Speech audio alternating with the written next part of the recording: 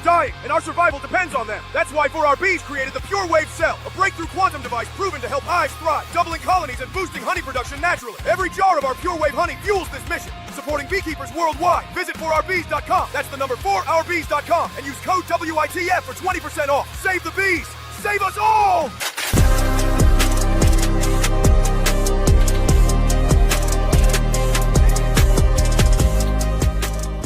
Where in the Folk is not and should not be viewed as a news source. Any names, places, or likenesses mentioned are purely fictional, and any information discussed is purely speculative. Guest opinions are their own and do not reflect those of anyone else. Where in the Folk is not responsible for content accuracy of any stories that are told or what people do with these stories. This show is vulgar, sometimes graphic, and due to its content, it should not be viewed by anyone, actually.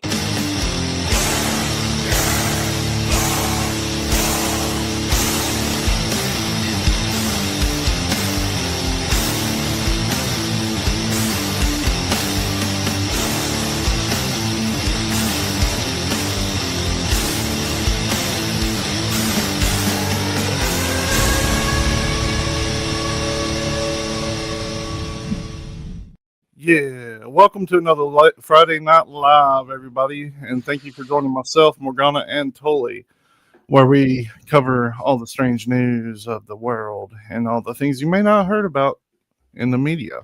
And if you did, you surely didn't hear about it everywhere. So, I hope everybody's had a great week. Tully's looking like he's busy, so I guess we'll get right into it. Let's just get right into it, shall we? I'm always busy. We'll jump.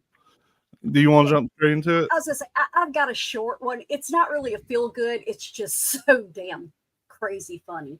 In Port St. Lucie, Florida, 44-year-old Peter Riera allegedly got into a heated discussion in a pub parking lot over how many eggs a chicken can lay.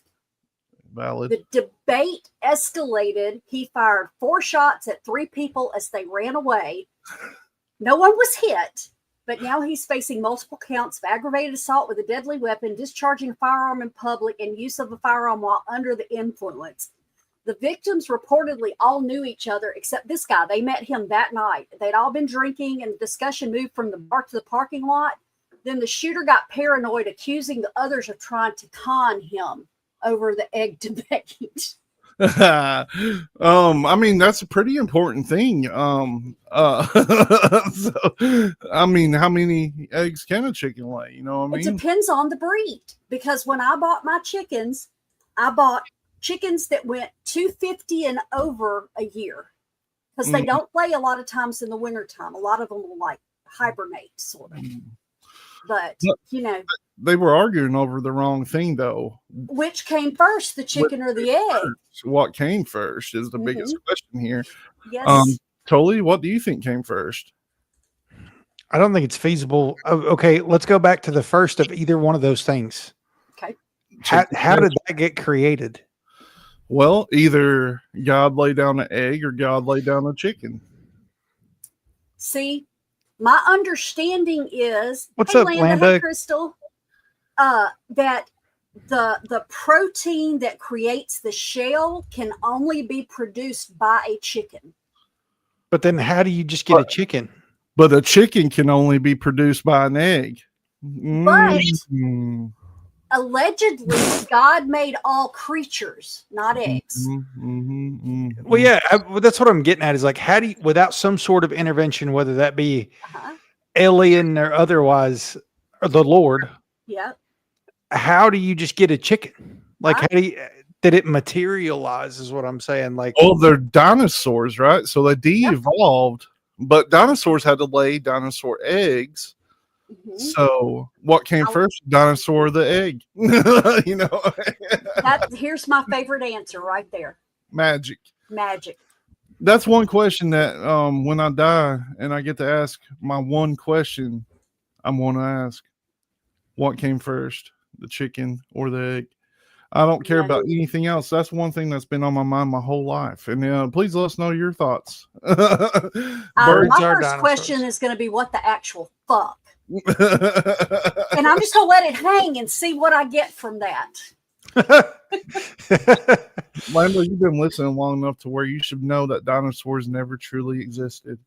What's up, Evan? Welcome back. slightly disappointed. Yeah. So anyway, but I have never shot at anybody over a chicken or egg debate. I think it is, Crystal. It is just like jail. You get one phone call. But it's like TV jail. These are like burnout. This is a burnout conversation that we're having right now. It really is like a thought-provoking thing, though. It's like at the beginning of it all, because a lot of people don't believe in the Lord. Right. So if you don't believe in the Lord, how did a chicken materialize, or an egg for that matter? Well, like Cecil said, they de-evolved from dinosaurs. Giants. Okay, I mean that's a better theory than dinosaurs to me. Is somebody genetically altered the dinosaurs, and gave us a chicken, and that's possible too. Because, like I said, I don't see the whole de-evolution process from dinosaur to chicken myself, but it's also the same for me. I don't think you could take a Dachshund and for like a wiener dog. Mm-hmm. Oh, I thought you were talking about the car. I don't think you could take a wiener dog and evolve it into a wolf. I don't think CRISPR could do that. No. And I mean, the real question here is if dinosaurs devolved or evolved into chickens, which just was a dinosaur. Supposedly dinosaurs were reptiles. Chickens are not. Okay. No, that must be a Mandela effect. They are saying that chickens are part of that whole thing now. Yeah. Really? Yeah. Yeah. Dinosaurs were no longer reptilians. They were whatever the hell birds are. Yeah, they're saying that that they're saying that chickens and stuff are like, basically what raptors were. They're part of like that whole deal. And all the dinosaurs had feathers and they could all poop ice cream. I mean, hey, I believe that dragons existed, so I don't know why the aspect of a chicken being a dinosaur bothers me so bad. Well, I don't believe that dinosaurs actually existed, but I do believe that dragons did, because the Chinese calendar, all of them are real animals. There's dragons all over the world. Yeah. Yeah. So, I mean, why would they have one fake animal on the Chinese calendar? Exactly. And I have multiple dragons in my house, so I know they exist. Cecil likes dragons. Mm-hmm. Yep. I know where you're going with that, and you ain't got the be all.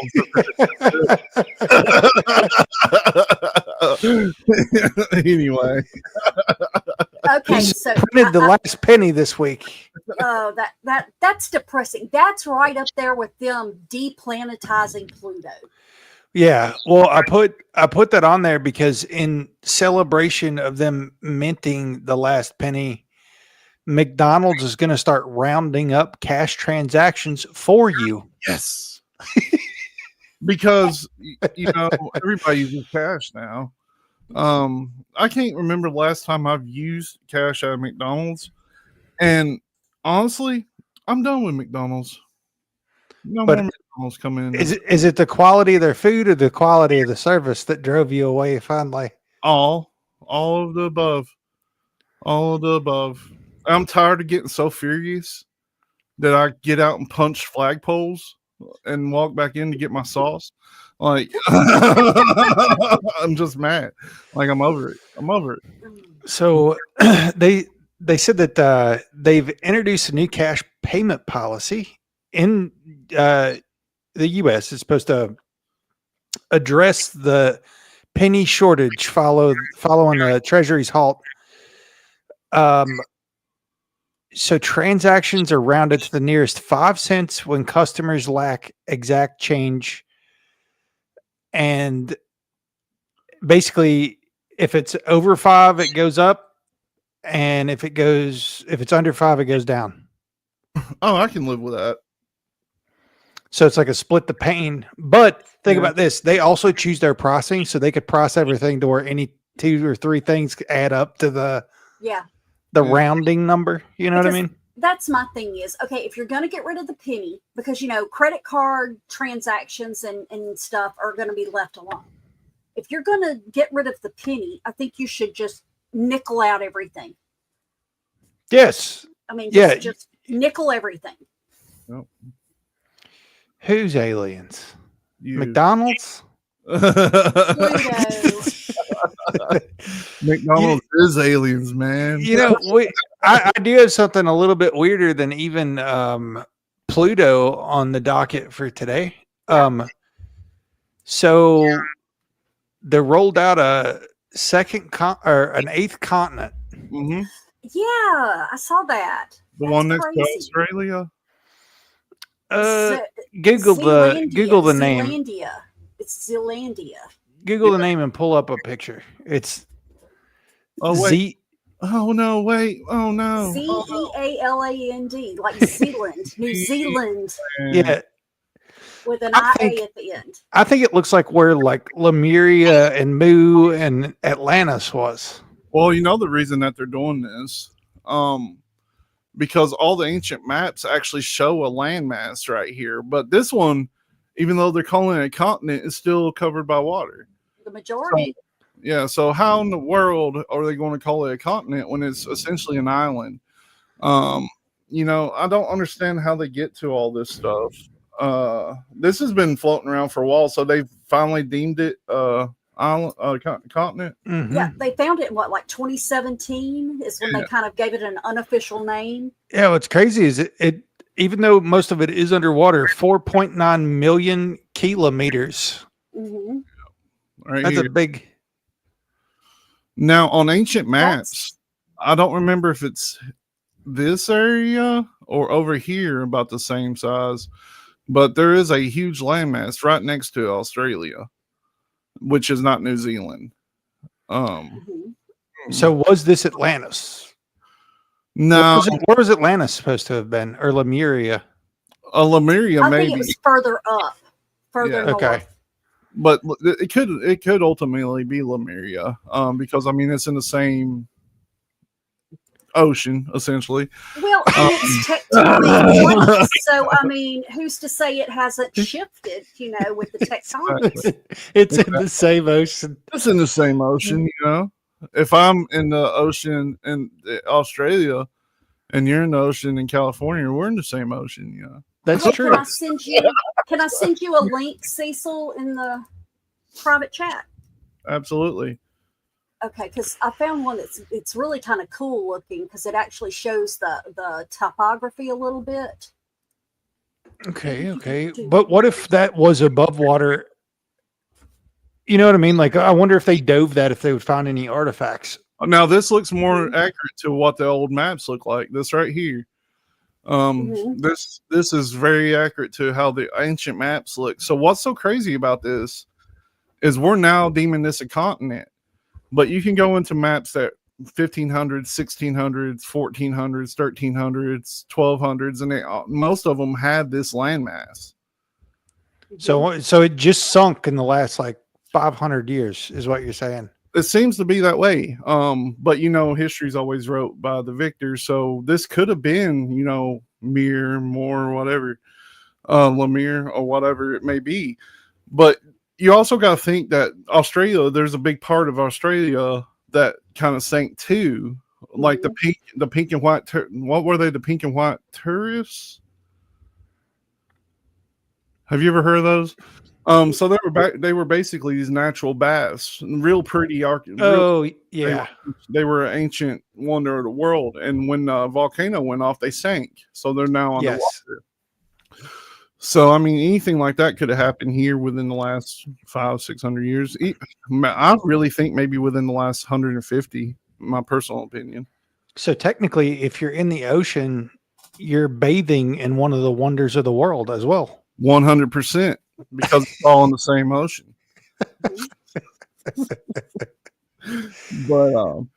but yeah, that's really cool. But the thing is, land wise, it's only smaller than Australia. It's larger than every other continent. Now, what is this? Really? What if it's Yeah, well, they actually, if you go down further in it, they give you some stats like the land mass, how it compares to other continents and stuff. You're telling me that that's bigger than Africa? That's what they're saying. Yeah, that's a lie. But I mean, they've already got it. Like they already decided how they're going to split it up when the oceans start drying up. You know what I mean? Like, oh, this is going to be Zuckerberg land. That's what I'm saying. It's the seventh largest in the world behind Australia. That's crazy. So it's bigger than Antarctica. Mm-hmm. As far as actual land mass, allegedly. That's crazy. I don't that is wild.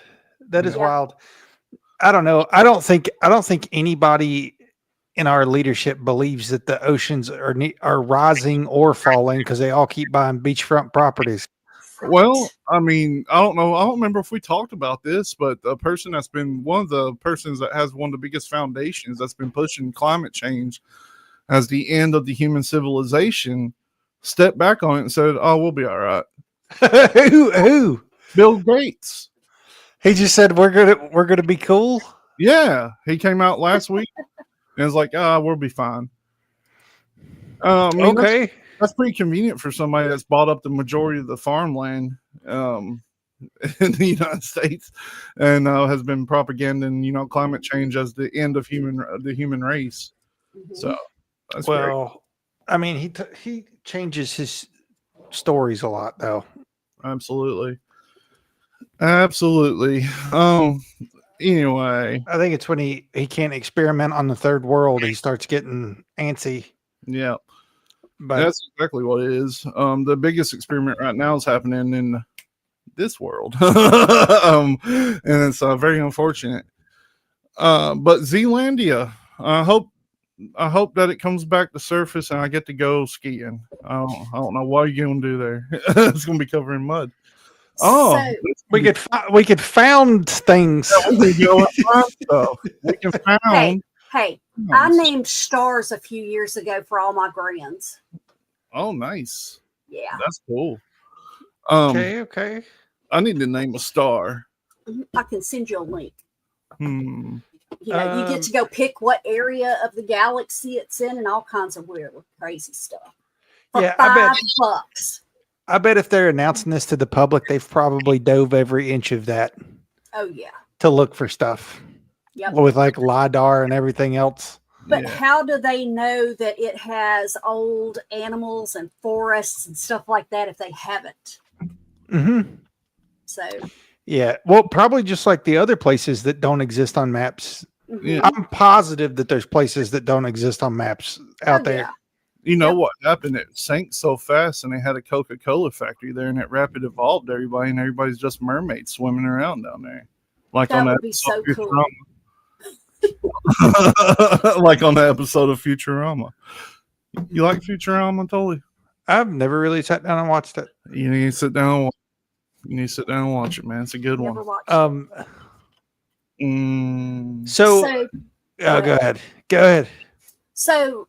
And this isn't on our list of stuff, but I just found it absolutely amazing. Not surprising, but amazing. A girl that's been on TikTok all the last week decided to do a social experiment. Oh, no. Did you hear about that one? Mandy made me watch every one of them. Oh. Yeah, I've seen them too. It's absolutely, like I said, it does not surprise me in the least. But have you seen the follow-ups about the church in Tennessee where they keep finding inconsistencies in their financial records, allegedly? Well, if nobody's heard about it, we might need to fill them in on what it is. Okay. The girl did a social experiment. She started calling around. I think it started out just a couple of small local churches. And she wanted to see which ones were actually willing to help someone in need. Charitable. Yes, exactly. So she says, okay, I've got a 2-month-old baby. She even had a recording of a baby crying. I haven't been able to feed her since last night. I ran out of formula. Can you help me get a can of formula? She didn't ask for money. She didn't ask for anything. All she asked for was a can of formula. The first day out of 23 said yes. I think last I heard it was up to like 40 and 7 said yes, but I think people have started hearing about it, so they're hedging their bets. Yeah. But the thing that I just absolutely astounds me, though not surprises me, is she started calling mega churches, and those were the quickest ones to say no. Yeah. There were a couple that were kind of bitter. Mm-hmm. Well, this lady who's not her, got pissed off at the one in Tennessee because I guess it's relatively close to her. Mm-hmm. Started going through their financial records and there's videos where in 2022 there's videos of the preacher being like, we've raised $1 million this month and we've raised over $300,000 for the reconstruction. That the one that was saying she was a witch and stuff? I don't know, but so it shows him saying this, and then it shows a different preacher from the same church being like, we have great news. The insurance covered our repairs. Where'd the money go? Mm-hmm. Yeah. And then they reported a $2 million renovation to the church. And there's not $2 million from renovations that happened, but around the same time, this is all allegedly based on this lady's TikTok, but around the same time, the preacher's got a new house. Like for $400,000. Hope it's not the little old man, because she called like 4 churches in Tennessee. Yeah. One of the ones that said yes was just this little Appalachian mom and pop type church. It's not that. No. Yeah. No. And like I said, I mean, he asked her 2 questions. What kind of formula and where can I meet you? Yeah, they called a church in Somerset. That's probably how people around there are seeing it. They called one in London too. Mm-hmm. Somerset said yes. Mm-hmm. London. Well, hands down, 99% of the yeses were little small churches. They usually are, because they're the ones. I mean, there's a weird thing with like these big mega churches. Like if you see a preacher driving a $100,000 car, there's something up. You know what I mean? Like, yeah, and when you question them, they're like, well, I gotta be, show clean appearance. Lord, I'm sorry, but when a mega church builds their preacher a $17 million home, that's bullshit. And that's something I don't want to speak for Stephen, but I think if Stephen were here, he would agree with me. But as a leader of a church, it is also your duty to tithe in some way, not to take the proceeds and go blow it on houses and cars and boats and golf clubs. Well, there's an alternate side to this too, because I understand that with bigger congregations, you have more responsibility as a pastor. Like some of them go out and they visit people in the hospital that's sick and stuff. They work throughout the week in the pasture, so they deserve some kind of income, but they don't deserve a $17 million house. But when he's talking about raising $1 million in a month, how about this? How about you establish an application program for all of your parishioners or churchgoers? And let's say there's 200, 500 churchgoers. Yeah. You say, okay, Cecil, starting this month, we've looked at all of your vehicles. You have the oldest vehicle with the most miles. We're going to replace your car this year for free. And we're going to go in order. And every year, somebody's getting a free car until everybody's got newer cars. And then every year after that, every 5 years, everybody's getting a new car. Yeah. You can do that and still have money. Because he's you're talking about $12 million or more per year. Unfortunately, the Righteous Gemstones, I feel like, is more accurate than we feel like it is. Yeah, absolutely. I haven't watched all of it yet, but I totally agree. Yeah. Totally agree. Or if somebody doesn't have a good house, you could say, okay, we're doing the car thing. And then every 6 months, we're going to look at everybody's house and everybody's going to vote on one person to get their home replaced. Like you can get like either full repairs or we'll tear your house down and build you a new one. Yeah. Like, why can't they do that? Well, I mean, there's a separation. Like, there's different tiers of these churches. There's the little Appalachian church like we went to when we were kids. Yeah, not talking about those places. Yeah. Then you have like these churches that do well, good people go there and stuff like that. And the preacher gets paid and, they're modest. They drive around nice vehicles. Then you get into the upper tier where the preacher drives a Mercedes SUV, like full size SUV and stuff like that. That's when it starts getting a little dicey. But then you get into those mega churches, man. I just can't imagine what they do. If your church's income is over $500,000 a year, you should have to prove how you're benefiting society. Like, oh yeah, for your tax-free exemption. Well, see, that's one of our big things is, oh, well, the reason we don't tax churches is because they do so much charity. Show me. Like I said, and I agree with you, not the little churches, because I worked for the bishop's office at the Methodist Church in Mississippi for several years. And at the end of the year, our accountant, CFO, had to make sure everything balanced out. You know, I mean, we cannot have a profit. We have to make sure this money is spent. And she would pull up charities and stuff that, you know, if we had, you know, a surplus left over, she would find a way to make sure this money was used for what it was pigeonholed for. I don't want to say that this is what this place did. I'm not going to call them out by name, but there's a local church. When the tornadoes hit, they set up I guess it was kind of like a little FEMA thing where people can make donations and stuff to help people out. Yeah. They've like doubled in size the building since then. What? Yeah. And they're still building onto it. See, they put coffee. I mean, I'm sure they're probably going to put coffee shops in it. And I'll tell you what, let's start a church. Stephen can be the preacher and I'll be the accountant. And once we get over $500,000 a year in tithings and donations, we'll start the car thing. Like that's, I mean, everybody, there should not be somebody struggling in your mega church or community. If you're making $12 million a year, now I get there's scammers. There's people who will take advantage. There's people who will come for help and relapse. That's all part of it.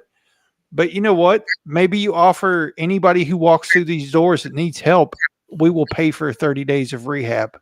Yeah. Or, right. You know what I mean? Like, well, my father was notorious for, he could see the good in somebody when everybody else under the sun had stopped.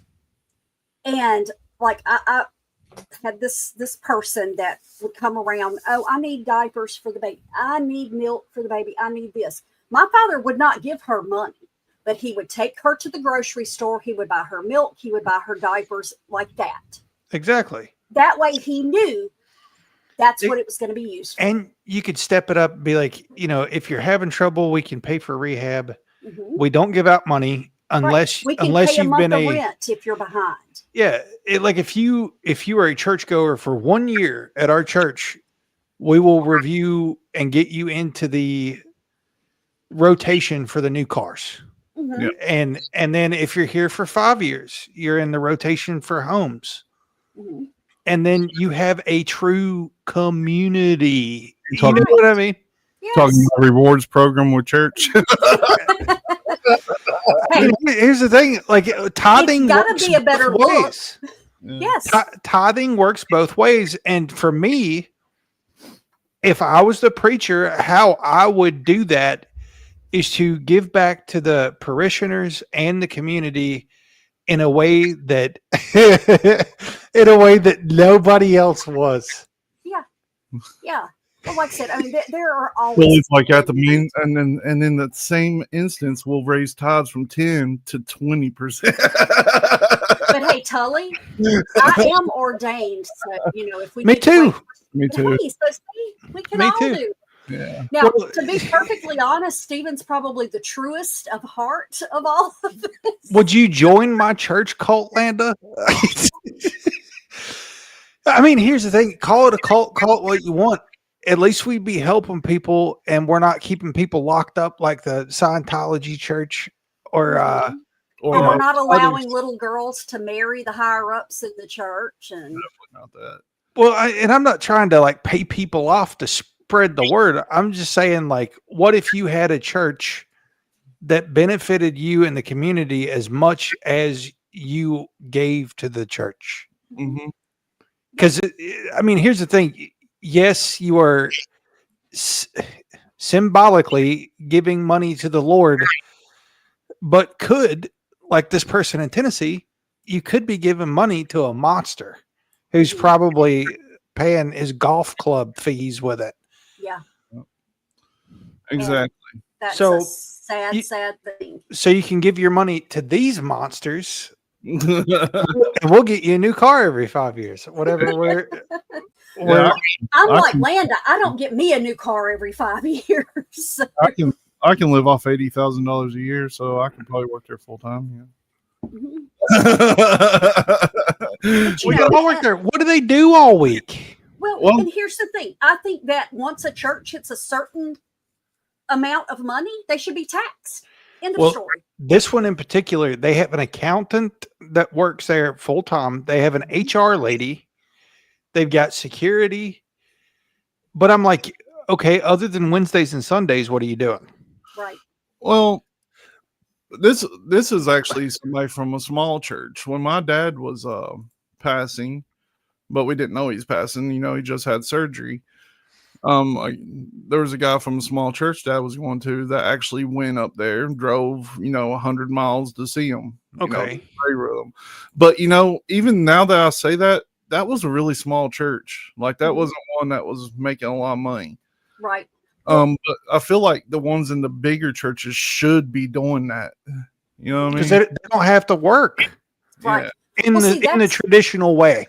Yeah. Back in the 1800s, they had the circuit preachers. They went to this church this Sunday, this church next Sunday, and they'd make a big circuit so that each community got an actual preacher every once in a while. There are still small Methodist churches in Mississippi, or there was when I worked there, that had circuit preachers because their congregation wasn't big enough to justify having a full-time preacher. So that one person, they paid his travel expenses. He got like a stipend for his home and stuff, but he didn't make like a full-time salary or anything. My preacher growing up worked full-time. I'm a job.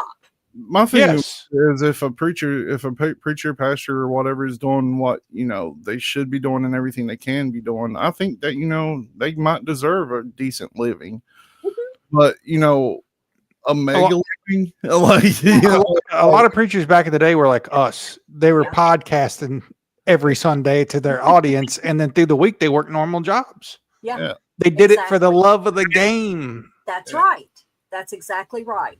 The love of the Lord. You're supposed to do it, out of the goodness of your heart. That's the way most of these little churches still do it around here. Yes. Yep. Absolutely. And any one of those people would give formula to a baby. Yes. Because they're in it for the love of the Lord and not the love of golf clubs. And hey, and I will tell you one other thing too. Props to them. Someone asked her to call a mosque. Oh, he was the only other one that said, "What kind do you need and where can I meet you?" Yeah. So, like I said, there are good people out there. There are good churches out there. But when you've got the big megas in the spotlight, it looks bad on everybody. Just think about when that big flooding happened in Texas and Joe Osteen wouldn't open his doors. Yes. Yes. I was not going there, but yes, absolutely. Speaking of church, did you hear about Lucifer? I did. Yep. It's a new bee species called yes, and he was in Western Australia's goldfields. He's native, and he was named for the tiny horns found on his little forehead, and they found him in a critically endangered wildflower field. Okay. And said that the name Lucifer was inspired by both the bee's appearance and a Netflix show of the same name. Awesome show, by the way. But the DNA reveals that it is a distinct species and the first new member of its group in over 20 years. Okay, so They have the ginormous spiders. They have the giant crabs that walk on land. They have Now a they've Lucifer got bee. Lucifer bees. I'm never going to Australia. Yeah. This is where I'm retiring to. I want will go to the haunted forest. I'm not going to Australia. I want to fight gators to death. I'm not crocodiles. He is cool looking though. I'll hit what Jenny was talking about a minute ago. So this week the people in the current administration were floating 50-year mortgages as a means to enhance housing affordability. So what a 50-year mortgage would do, like if your payment's $2,000 a month on a 30-year loan, it'd be $1,800 a month on a 50-year loan. But the interest would be over $800,000 in 50 years compared to $400,000 in 30 years. Yeah. So of course they want to do this. And this isn't the only problem like this. There's a new credit card. I would have to look up the company. I saved the video for our next video show. There's a credit card now, rather than having like a balance every month, they approve your credit card based on how much equity you have in your house. And you swap your card to borrow against the equity of your home. And if you hit your max and can't pay it, they just take your house. Yeah. They act. I get offers all the time for stuff like that. I actually got an offer for that. And then on top of that, now here's what's getting strange with all this. So there's institutions that do not care for the current administration. As always, there's institutions that don't care about either of the administration. Right. Yeah, absolutely. Every time. But one thing that really startled me recently is that Fannie Mae has removed minimum credit score requirements, and they're not, I wouldn't call them an entity that is thrilled by the current government because of some of the regulations and stuff, the bumper rails that make lending the safest, we'll say. But it seems like they're going willy-nilly. So that's not so different than what was happening in 2008. If you watch The Big Short, you would have lenders who would give money, give like houses, and they made it a joke in the movie, but they would give these huge loans to like strippers. Yeah. And then refinance and keep giving them money. And the only merit they had was I made $2,000 last night and I got enough money. I got $10,000 for a down payment. Yeah. And that's really what this reminds me of. If you start lending without any sort of credit score requirements and you pair that with the 50-year mortgage, which I think there's been so much dissent on the 50-year mortgage, that'll never happen. But I sent the meme today that was like, I'm going to be living in my 50-year mortgage house, drawing my 15-year contract on my car. But that's not far from the truth. It's a joke, but the only reason it's funny is because we're like this close. Oh, yeah. Well, and then we're also talking about portable and assumable mortgages. So, hey, I don't want to pay for this anymore. Telling you want to live in Mississippi? That's how it works in England and Sweden and places like that, because they have 100-year mortgages. Mm-hmm. And it's great for the banks. And I mean, think about this. Let's say your 30-year mortgage is going to be $2,000 a month. Well, Cecil, what if you only paid $500 a month for the rest of your life and your grandkids would pay off the house? You know what I mean? Like, that's how they're getting people, is like, okay, well, yeah, if you can't afford $2,000, then we'll finance it out for 100 years and you only got to pay $600 a month for 100 years. Well, the thing, in theory, it does sound good. A lot of people struggle, but the payments, that is how they're getting people. Yeah, this is 100% one more step to the you will own nothing and you'll like it. Oh yeah, how far does that go? Would you finance your house for 1,000 years? You know what I mean? Like, I might do a fucking 1,000 years. Talk about generational trauma. Yeah. Okay, let's finance my house out for 1,000,000 years, and it's 50 cents a month. I'll give them $0.25 a month. I don't care. Hey, I saw the movie on time, so I mean, this isn't unrealistic. No. I just think, I mean, how far do you go? Like 50 years, there's a good amount of people that don't live 50 years. Yeah. And you're talking about if you bought that at 30, you'd be 80 before you paid it off. Well, their whole rationale is, people that's just now starting life at 18 years old, they can afford homes now. But it's the same people who are saying this stuff are the reason things are unaffordable. They can't do it. I mean, it's the same thing as if you trade in an old car for a new car and they try to give you a trade-in value of $500. It takes like $2 off your payment. Why not keep the car? Yes. Yeah, you know what I mean? Yep. That's the exact situation. Like they're going to extend it another 20 years because most people do 30 now, which is way too far. But they extended another 20 years for what, $200 off a month, maybe. That's insane. I can go strip and make $200 every night. There's a lot of red flags right now coming from like the housing, because so if you combo all these things, it's going to make housing process even worse.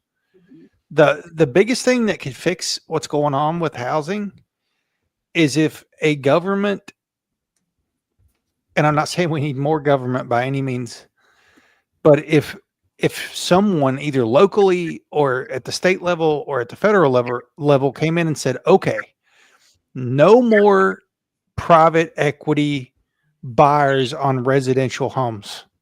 No company, no entity can own more than 10 homes or whatever. Just you could leave the number at like 5 or 10 just for slumlords, but no more private equity in the private sector. It's over.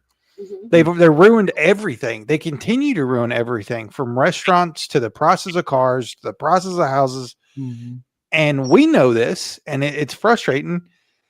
But then you have our leaders going out to dinner with these people who are at the top of these companies, and it's all of them. It's all of them. There are more empty houses in this country than there are homeless people. Oh yeah. Yeah. I mean, so it was somewhere, Phoenix maybe, and don't quote me on that, but there was somewhere that a few years ago they decided that we've got all of these houses that people foreclosed on that are just sitting there empty. It's the city's responsibility to keep them up. It would make more sense to put people in them, and we get some of the homeless population off the street, and but there have to be stipulations. You have to be in a program, or you have to work a job, yada yada yada. You would think it would make more sense. And like I said, it was a small area that they were doing it in, but my understanding was it went very well because they started out with homeless vets and just kind of went like that. And like I said, now you've got somebody that's in there, and as long as they're doing what they're supposed to do, the house is theirs. Well, I can tell you why it doesn't work like that in actuality, and why they let them sit vacant is because private equity sets up shell companies. Those houses sit in the shell companies. The shell companies can show a deficit year after year, and then they file bankruptcy under the shell company, sell the shell company, and they've gotten all these tax benefits. And then they sell the shell company and still make money. And then another entity of that same private equity buys the houses again. And they rinse and repeat. It happens with restaurants. They did it with Red Lobster. And they will continue to do it. They squeeze it for everything it's worth. They have it in a shell equity firm, file bankruptcy, and then rinse and repeat. The milk and the teat of the poor is what they're doing. That's exactly what they're doing. I mean, it's horrible too, because like we talked about before, we could buy a full street in Detroit for like $100,000. Like it's just sitting everything there. On it. Yeah. Well, and that's the other thing too. When you start letting people go in and buy a house and spread it out over, 50, 100 years, you've got them only having to pay $600 a month in rent. But The reality is, unless you have a certain income, you still have to pay electricity, you have to pay gas, water, all those things. So if you can't pay that, then how are you going to justify staying in a house? You know, because those are things that most people now can't live without. You know, God forbid, you know, we had to live, you know, with a candlelight and no AC. And hey, I could do it, damn it, but I don't want to do it. I don't know if I could. All right. Well, we got 10 minutes till we got to switch gears. Come back in 10 minutes. We're going to be covering time slips. Yep, we're on strange frequencies. Is that what we're, okay, strange frequencies. I'm going to play a video while we're gone, and it's going to be of our show last week with Caitlin. Oh yeah, so go ahead and get you a drink. Come on back. Get a drink. Come back. I'll leave the chat up. If people start talking in the chat like they're watching a live show, somebody tell them what's going on. We'll be back.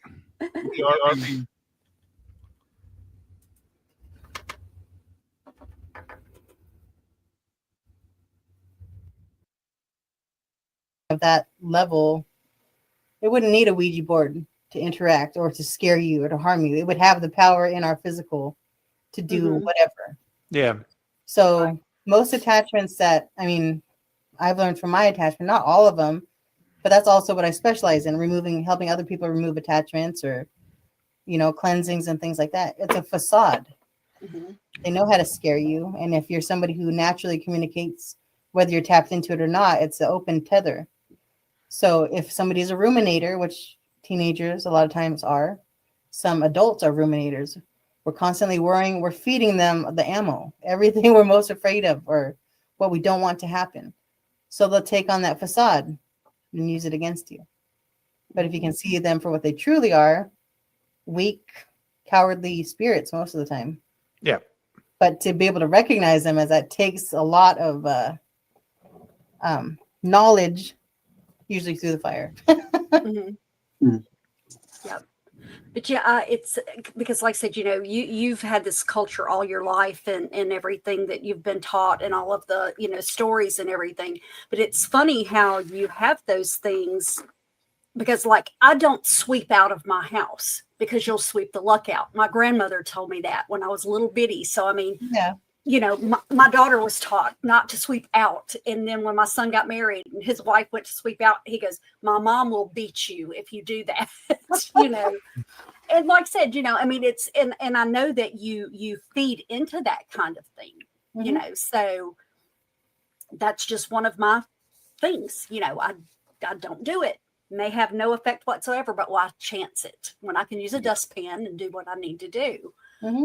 But, you know, I sometimes think that generational stuff, you know, that it actually affects you in the here and now and everything. So. Dun, dun, dun. I agree. I mean, there are 5 words you pronounce wrong 2 years before your brain starts shutting down. But more importantly, if you have dementia, you should never drink warm water. And I'm going to explain why. Hardly anyone knows this, but Alzheimer's and dementia have far less to do with age or genetics than we've been told for years.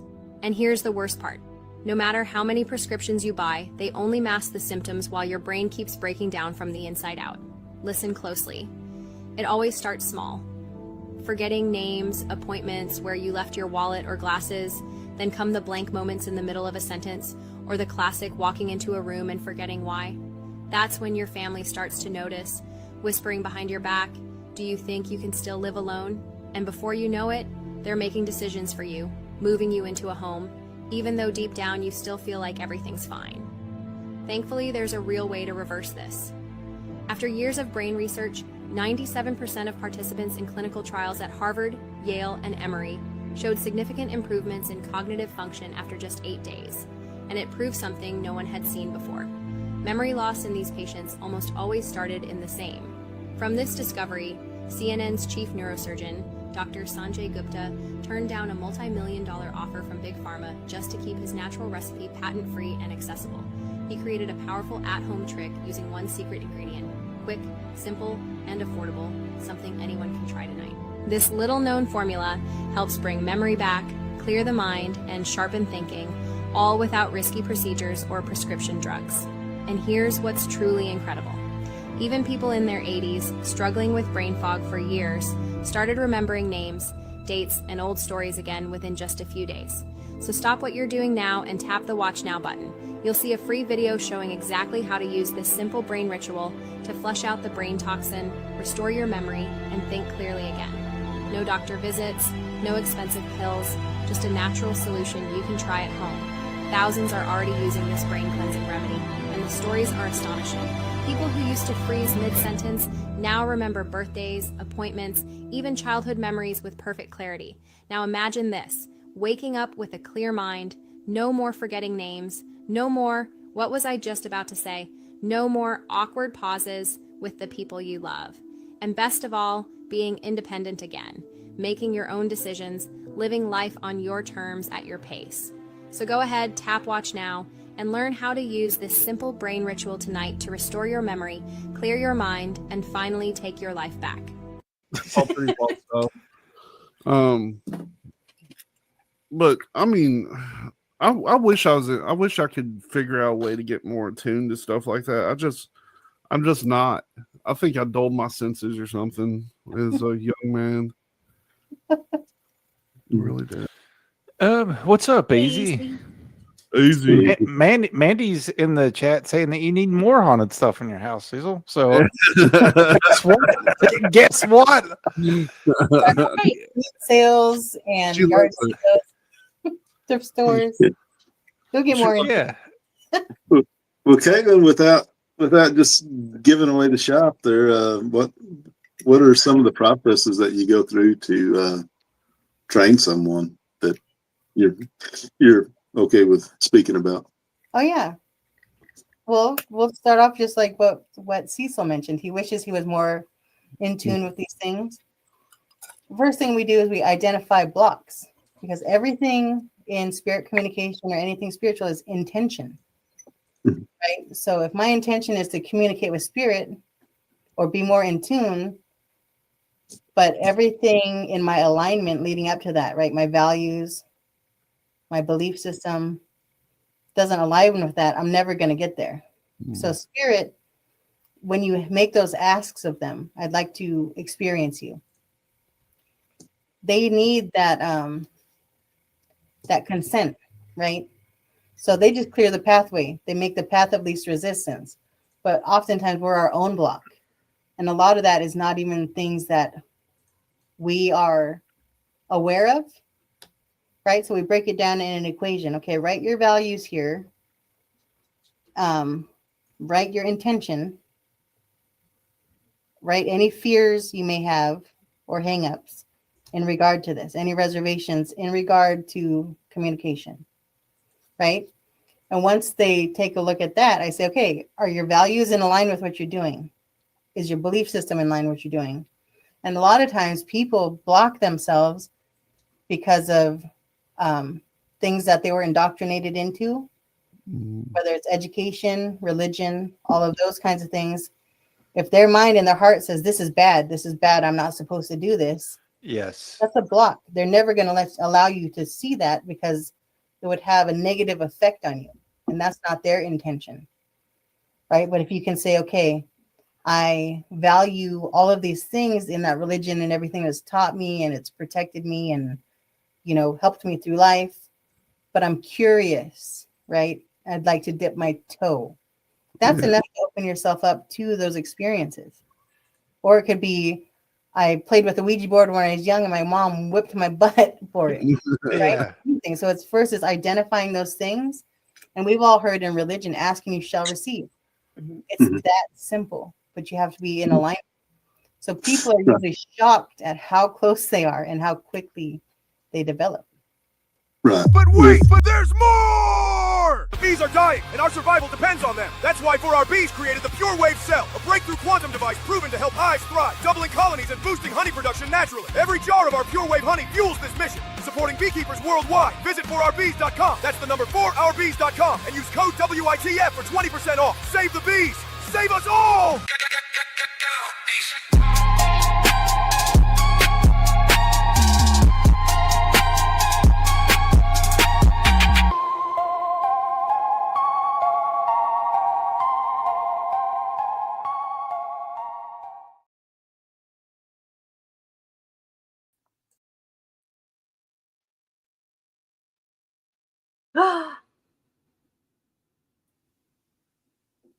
You're on mute, Cecil. Oh, okay. Welcome back.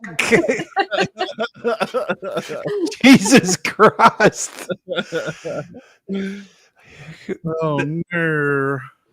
No. Welcome back. Welcome back to Strange Frequencies. That's right. Woo. Do this number right here. Mhm.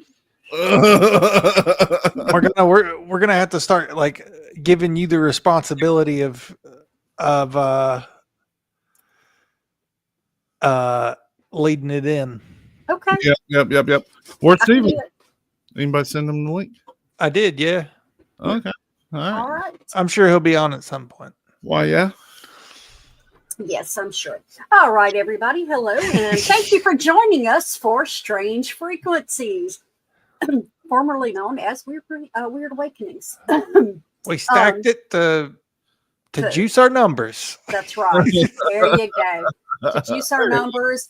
And, just to make it easier so you don't have to hop off and jump onto a new stream and everything. It just streamline. We are streamlining for you all. Hello, Stephen. I'll tell you what, I laid on that inversion table. Well, I laid upside down. That thing has helped me more than anything I've ever done. Yeah. Really? Yeah, I love it. What I'm trying to do is I'm trying to stretch myself to make myself get thinner instead of having to lose weight the other way. Okay, you remember when the Wii came out? Yeah. My son has this group of friends. They've been best friends since like grade school. And when we got the Wii, this guy is rock solid, but he's short. So when you start putting in your numbers for the Wii, it bases your body shape on I'm 5'5" and I weigh 180 pounds. So I'm going to be short and squat. Okay. He ended up changing his height enough until it made him look skinny. So he's That's like what I'm this doing. tall. That's exactly what I'm doing, but I'm doing it in real life. Yeah.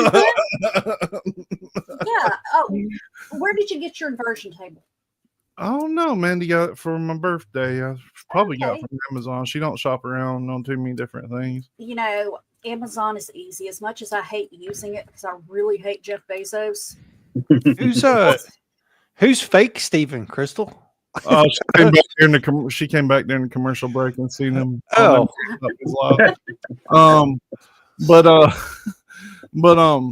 No, when we got it, the weight limit said 300 pounds. I said, I'm willing to test that. This worked out fine. I always see him. My biggest fear is flipping upside down and not being able to flip back, and then Mo being on the road or something. Yeah. That's a legitimate fear, though. Yeah. It's like- These new ones have safety bars to keep you from going all the way back, but they're not in there very well. And mine did fall out one day. I'm paying plenty of attention. I just don't have any experience with inversion tables. I've got one that he forgot that he asked her who the real Steve was. The real Steve. I can be Esteban tonight. Well, it says hi again, real Steven.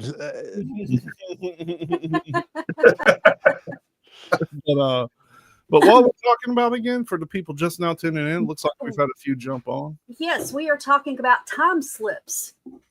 People, places that, have dipped out and ended up somewhere else and vice versa. Yeah. Kind of like the, what was it? This television show I started watching. What was that one? I liked it. There was one with Paul Bettany back several years ago. And he would do that. He would, slip out and then he'd show back up and his wife was like having a meltdown because she didn't know where he was and he'd lose time. Oh, yeah. It was Quantum Leap was the show we had back in the 80s. Mm-hmm. That was always really interesting to me. He would jump into different time periods, So it was, I don't know. I always thought it was neat. I loved Quantum Leap so much, and they rebooted it. I couldn't get into it. I couldn't either. I tried. Yeah, I did too. But it wasn't the same. Yeah. So I passed out on it. What about Cecil's second favorite? What do you mean? The Time Traveler's Wife. I don't think I've ever watched it. I've never watched that one. You're missing out. I mean, Really? and I can't believe I haven't because Yeah, so the premise is this dude dies, but before he dies, he has all these time slips, and his wife thinks something crazy's happened, but it turns out after he passes away, he just starts showing up in her life and random parts of her life and their kids' life and stuff. okay. And he doesn't know what's happening, and he's having all these conversations with future them. And in the past, they think he's crazy, but in the future, they're like, "Oh my God, he wasn't crazy." Like, Oh, okay. yep. So they got to the point where they, I guess, like us with the conspiracies or something. It's kind of, wait a minute, that doesn't sound quite right. And then you go to digging into it, and it's kind of okay. Unfortunately, this is making more sense now. Yeah. And another good one about a time slip, which is it's more like talking through time, is frequency. You remember that? Oh yeah. Oh, yeah. That's a good one. The Contact was a movie, with Jodie Foster, which I liked it a lot. It's a little bit different, but in that right there, she spent all this time with her dad, in the movie, and she was only basically that big ball that she was in. It just fell straight through, just a matter of seconds. But for her, it was a lot of time. So I don't know, that kind of stuff has always fascinated me. I don't know that I would ever even get to an elementary understanding of it, but it's always been interesting. Yeah. Well, there was I think personally, one of my favorite things to talk about is the Bermuda Triangle. Oh, yeah. I think a lot of those planes that went missing probably hit wormholes, and how archaeologists are finding some of these advanced things like buried in layers and layers of rock in the earth. Oh yeah. You imagine like a plane gets warped back to BC and crashes. Yeah. That stuff is going to go down and down and down and down. And that's how you end up with like a tool in coal or something. You know what I mean? Mm-hmm, mm-hmm. Yeah. Yeah, I mean, it's just like the hammer that was found in a big chunk of coal, I think maybe in Kentucky. Yeah. Mhm. And there was something else found, I believe, in Texas, because in Texas they have it's a low grade coal just outside of Mount Pleasant. But I mean, they've been mining that stuff for years. It's just a surface mine. But there've been a lot of interesting things found inside chunks of coal, which is not supposed to be there. Mm-hmm. The Antikythera mechanism. Yeah, the Antikythera mechanism. I remember talking with Micah Hanks on that, and because the Greeks are the ones that are always given credit for the Antikythera device, and I remember. What did I say? It's always like this comment. We're doing time travel, Linda. Well, dude did kind of time travel to get to the planet of the apes. They did go into space and then come back in the future, so it is time.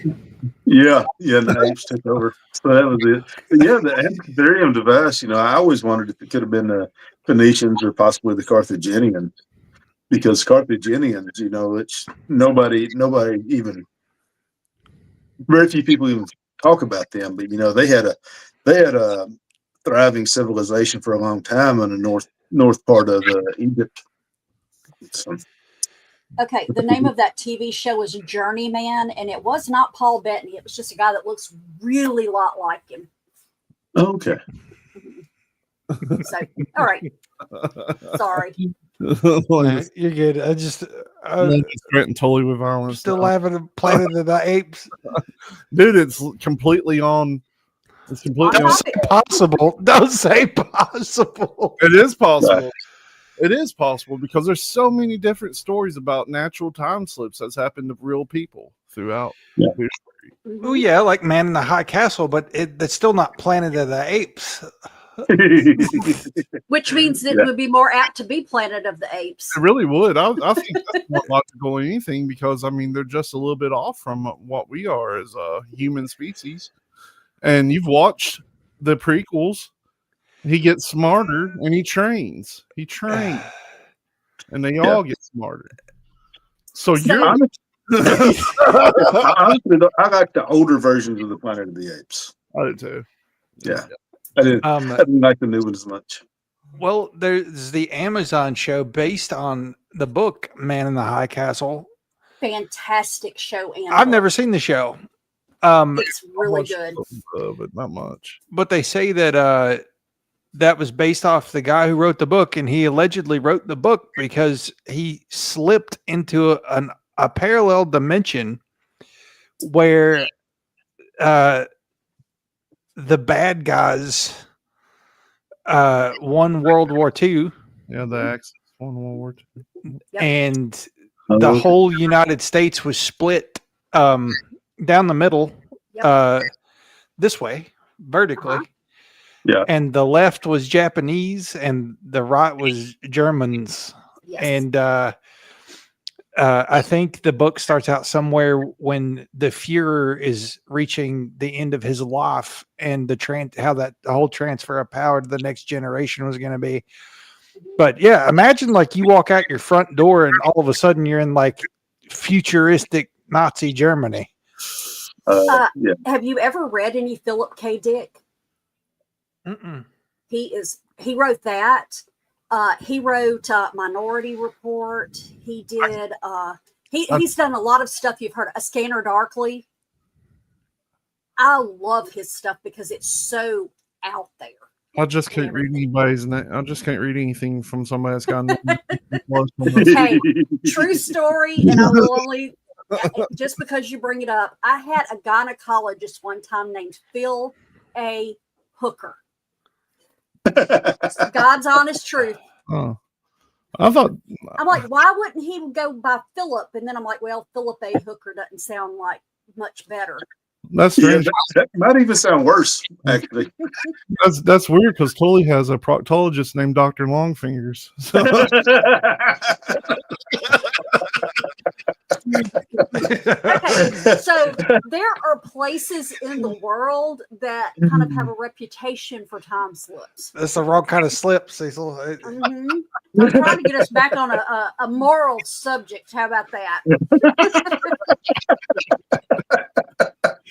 Oh man! My best friend was spending the night with with me. My best friend was spending the night with me one time. My mom was out of town at her grandmother's. At like 2 a.m, we're giggling and everything. And about that time, my dad opens the door and says, "You two go to sleep." We're like, "Okay." He shuts the door, opens it back, and get on a damn moral subject. So I don't know how long he'd been listening to us. I think we were about 14 at the time. But yeah. So anyway, there is a place in Liverpool, London, or Liverpool, England, known as Bold Street. Mm-hmm. So, it's known for trinkets and restaurants and, window shopping, that's got a lot of bars and stuff like that. But there's a lot of lore surrounding it. And since 1996, visitors have reported allegedly experiencing time slips at certain points along the road. So they'll suddenly find themselves transported to a completely different time period. People claim to have seen vintage cars, retro storefronts popping up out of nowhere. Said sometimes it's a Victorian era.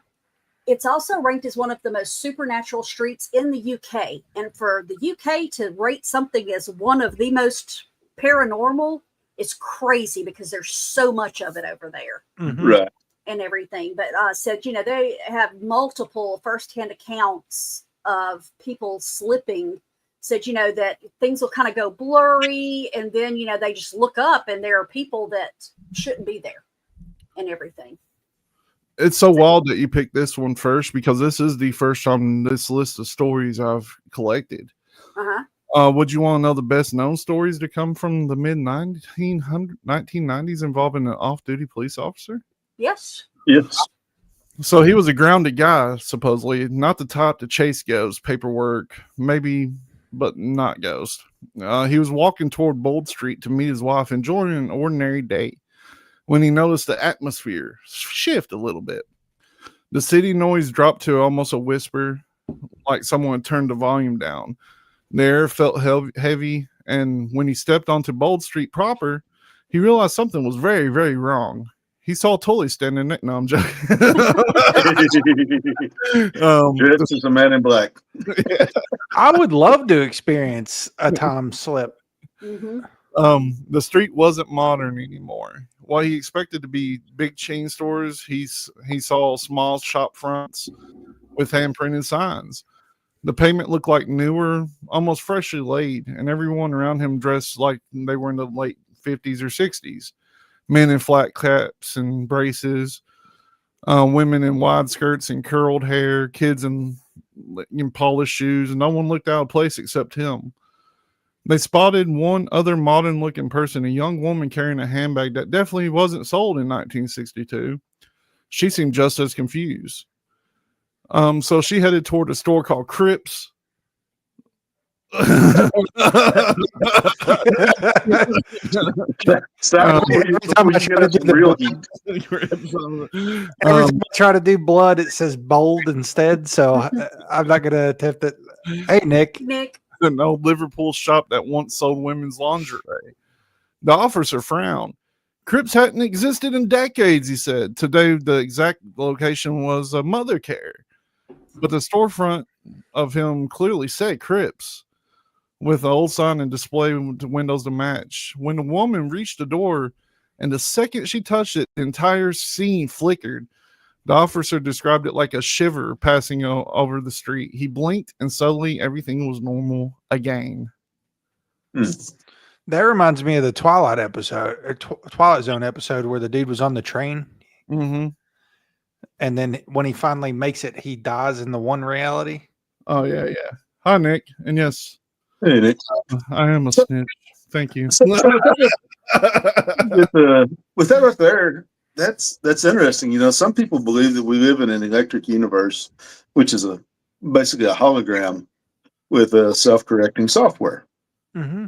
You know, if we venture down that avenue, I mean, something like this right here suddenly seems like it could be possible. You know, if that's the case. Well, I want some of that damn self-correcting software for my office. Just saying. That's the thing, because I'm torn when it comes to these time slips, because that's exactly what I think most of them are. Is a glitch has happened in whatever we live in, and it has to autocorrect.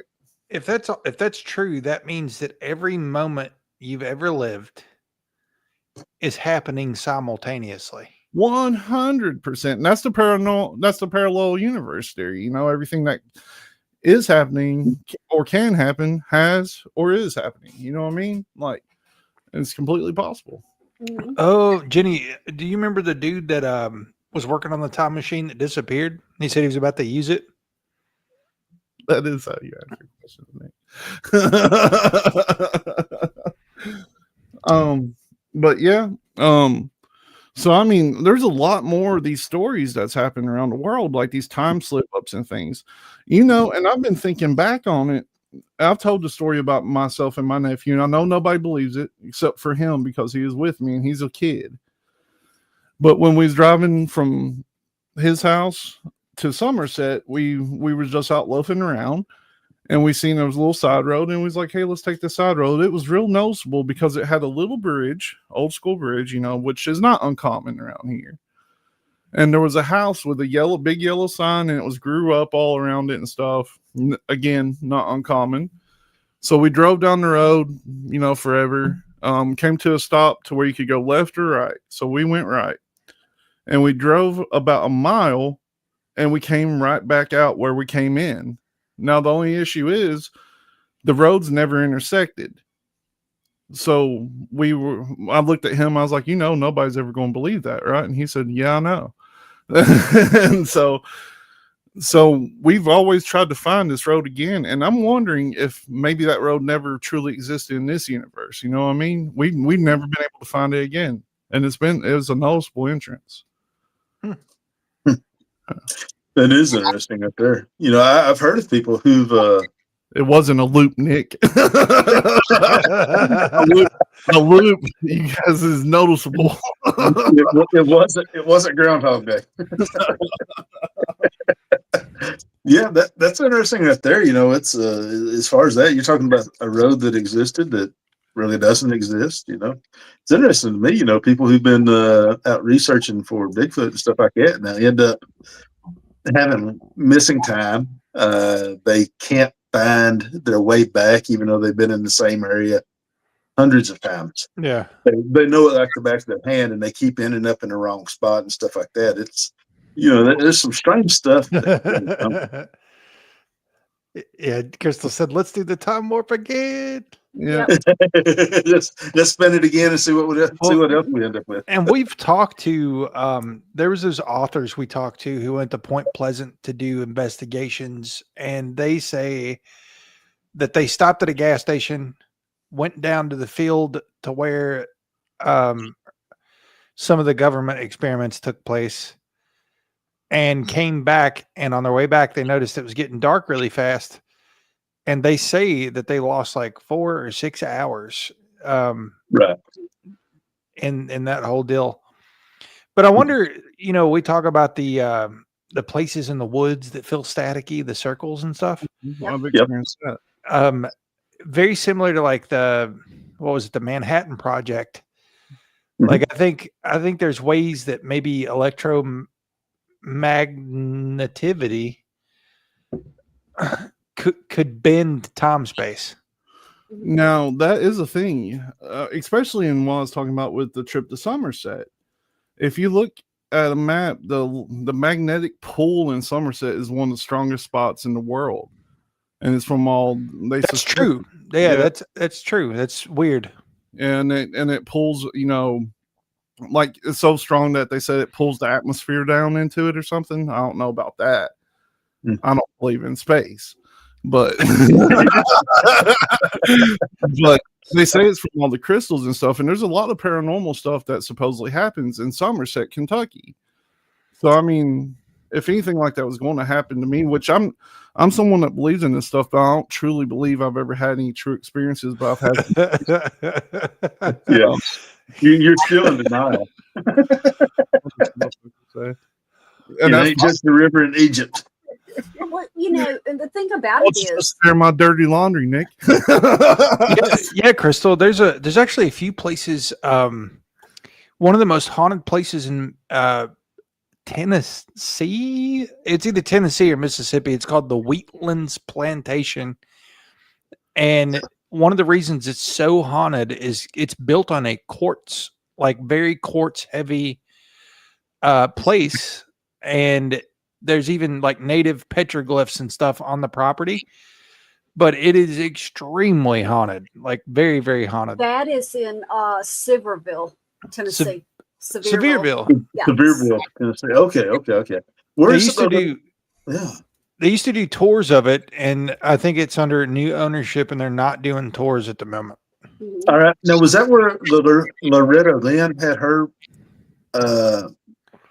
plantation or whatever that was haunted? Maybe, but that's where Dolly Parton's from, Sevier County. Mm-hmm. Yeah, Sevierville. That's Pigeon Forge. Pigeon Forge and all that. Yeah. But yeah, Pigeon Forge, Gatlinburg, the Disney World of the redneck, is what's been known. It's the Myrtle Beach in the mountains. Yeah, I'd rather go there than Myrtle Beach or Disneyland. Yeah. Yeah, no. Loretta's and Hurricane Mills. That's right. Yeah, that's fine. Go. Back in 1901, there were two women, Anne Moberly and Eleanor Jourdain. Both of them educated, rational. There weren't, because they were real popular at the time, neither were a mystic or spiritualist, because that's when the big spiritualist movement, went through over in England. Yep. Well, they decided to tour Versailles in France. And they didn't go to the Hall of Mirrors or the big chambers and everything, but they went to the Petit Trianon. It's a small little retreat that Marie Antoinette used to like to go to so she could get away from all the formalities of court. Said they were just looking for a path, like say, you know, like looking for a road and a shortcut through the gardens. So what ended up happening is the atmosphere started to shift a little bit, and they had they described it as like a heavy stillness that didn't quite belong in, you know, a public garden, and said it almost felt artificial. And like I said, you know, they didn't have all the electronics and stuff like we do now back in 1901, but said, you know, that they finally start hearing a little bit, but then they realized that things just weren't right. Said that the shadows that they were casting all of a sudden looked more like they were painted than actually cast onto the ground, and said it got kind of dull and everything. And then they saw these two men, but they were in long, dark, old-fashioned coats standing beside a garden structure.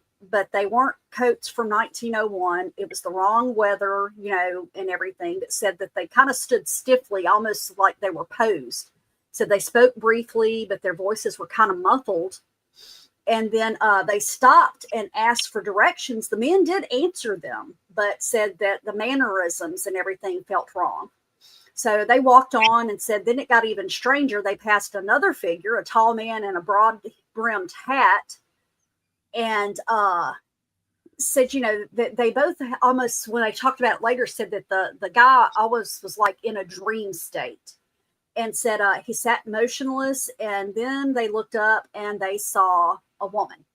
Said she was on a small wooden bridge, and said she was standing there sketching, and said the dress was unmistakably 18th century. Said she looked up. Oh, that's that woman Telly saw. Yeah, there you go. About the same time period. So, but said the expression on the woman's face that they saw was like a look of shock. And, you know, it's like they were intruders or something, because like I said, you know, they're dressed in what was common for the early 1900s, but said her face was completely vivid, you know, but her features were almost too detailed. But said they walked past her, and said, you know, she just kind of watched them as they were walking past and everything. And then all of a sudden the tension shattered, and a guy comes walking up the path in regular clothes. And like I said, you know, it was almost like they got like slammed back into the modern time. Yeah. Well, okay. And that's the ones that claimed that the lady was actually Marie Antoinette. Could they have went to the future and not have known how to describe what they were seeing? Possibly, except for, like I said, when they started talking about the woman, they were very detailed in her clothing and everything. And said that the two of them did decide to start researching the area, you know, the costumes and stuff that they saw, and said everything was from a century earlier, and that from what people in the past were describing, that yes, they did think that it was Marie Antoinette on the bridge. Yeah. Now, I have an alternate theory about this one that I don't think anybody's explored. Okay. If you guys like to hear it. Yes. Yes. All right. So, you know, there's always the theory that when you die and you go either to heaven or hell, that it's custom made to suit your life. What if these ladies walked into Marie Antoinette's either heaven or hell? Oh, that's a cool one. Yeah. Mm-hmm. Yeah. Very possible. Slipped right into it. Or maybe they did a time slip.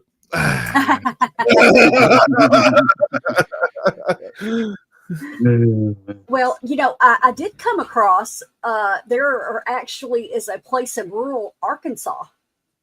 Said that it's just a stretch of highway, and people talk about it not because of ghosts, but because of missing time.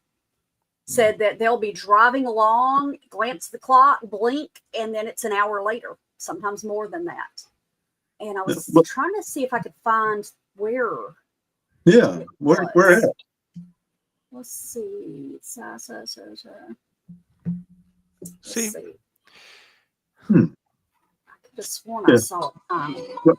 While you're looking for that, I know in South Arkansas, around Camden, a friend of mine, that's where he saw it's kind of like a hyena one night between a dog man hyena type creature. They were in I forget what kind of sport. It was a Dodge, some kind of a sports car. And he said they were actually looking up at the head whenever the thing crossed the road. Said it was a strange looking thing. Nice. That's Well, terrible. something I was trying to look up, and I can't find any distinct stories about this, but you always hear about people slipping to the past, but you never hear about people slipping to the future. And I'm wondering, like, if you were to time slip into the future, would you even know how to describe the things that you're seeing? No. I mean, it'd be like, which there is kind of a theory. There is kind of stories about people that slip from the past into the future. The Frederick, I can't remember his last name, but there was a guy that popped in that just kind of showed up in the middle of traffic in either New York City or something. I didn't get this one. Yeah, that was in New York City where the guy showed up. He actually got hit. Didn't he actually get hit by a car? He got hit by a car and killed Because he later died from the injuries of being hit by a car. And he said that he just appeared in the street and he didn't have anything that matched the time period that he was actually in. Yeah. Okay. And so they said when they went through, there's more to it too. They went through his stuff and they found his ID, and his ID was an old ID, like from 40, 50 years before. So what they did, he also had a picture of himself and a lady, and they tracked down the lady in that picture, and she identified him as somebody that went missing 40 or 50 years before. Yes. Could she confirm that was him? Yeah. Yeah. That's weird. Yeah. That's real strange. That's one of the strangest ones to me, because they found somebody who could identify the guy who got hit, who'd been missing. Yeah, I think the direction I was headed was like maybe people think slipping into alternate universes is really the future, and they just can't describe it very well. Could be like how Landa goes to the planet of the apes. Maybe that's just the future. Yeah, deja vu's one too. And I have been there when you've had a extreme case of deja vu, but deja vu is one of those things too. Like, is it that it's happening in a parallel universe, or that you've been there already? You know what I mean? Yeah. That's always a strange thing. Whenever the deja vu it's just so real or so overwhelming that you just, I don't know. It's kind of like what's fixing to happen next because you've already been there. Yeah. Well, I mean, when I was a young man, I was at deja vu quite a bit, but since I was trying to get Mindy to drop me off there the other day. It don't exist. I would say something I was going to ask Nick. Nick, have you had deja vu a lot since 2020? Because I hear a lot of people say that they haven't really had deja vu a lot. That is very true what he just said, and it happened that night. I'm pretty sure. Oh, that's weird. That's more than deja vu, sir. That's more than deja vu. That's clairvoyance of some kind. That happens a lot with that guy. It's weird. Highway 365 near Woodson, Arkansas, Stephen. 365 near Woodson. Mm-hmm. Okay. That's not ringing a bell. I may have to look that up and see where that's at. And is that the road where people lose time? Does anybody ever slip in and see anything strange for that time period, or just lose it completely? From what I'm reading, because there were several incidences, said that there was one guy that, let's see, let me get back to him. Said he had left a friend's house at 11:15. He remembered pulling onto the highway, driving past the first few reflective markers, and settling in for a quiet 30-minute ride home. He pulled into his driveway. The porch light was off because his wife usually left it on. The house was dark, completely still. He clicked the dome light on in his car, and it was 1:43. More than 2 hours had vanished. So with him, it just totally no lights, no dream, no panic, nothing. He just should have been home in 30 minutes, and it was over 2 hours. And said another woman driving the same road said she noticed a sound first, or said more really it was more like a lack of sound. And said the engine got real quiet, almost like being underwater, and said then the radio crackled and died. The headlights seemed to dim, and said she scanned the horizon, no lights, no barns, no red blinking radio towers or anything like that. And she didn't have a signal on her phone. So, I mean, this has, been more recent than some of this stuff. And with her, 40 minutes had passed, and said she thought it was like 10 minutes. Wow. Mm-hmm. Maybe they're just driving really slow. Well, there was one place in Arkansas that they said that, people say they lose time, but it's like in the mountains. So it's twists and turns and you have to ride slow and stuff like that. Yeah. But, I mean, I think having to be slow is going to be different than actually losing time. But said there is Route 167 in Louisiana, the A75 Kenmont Strait in Scotland, Highway 47 in Missouri, the old Moscastle Road in Ireland, and stretches of Nevada desert highways have all had people report losing time. So it's not in one place. Yeah, my theory on that is it's similar to how I gain time. Like it takes 45 minutes to get to Richmond from where I live. Mm-hmm. But I can get there in like 20. Yeah. Mm-hmm. I just pedal to the metal until you get caught. It's just the reverse of that. Yep. So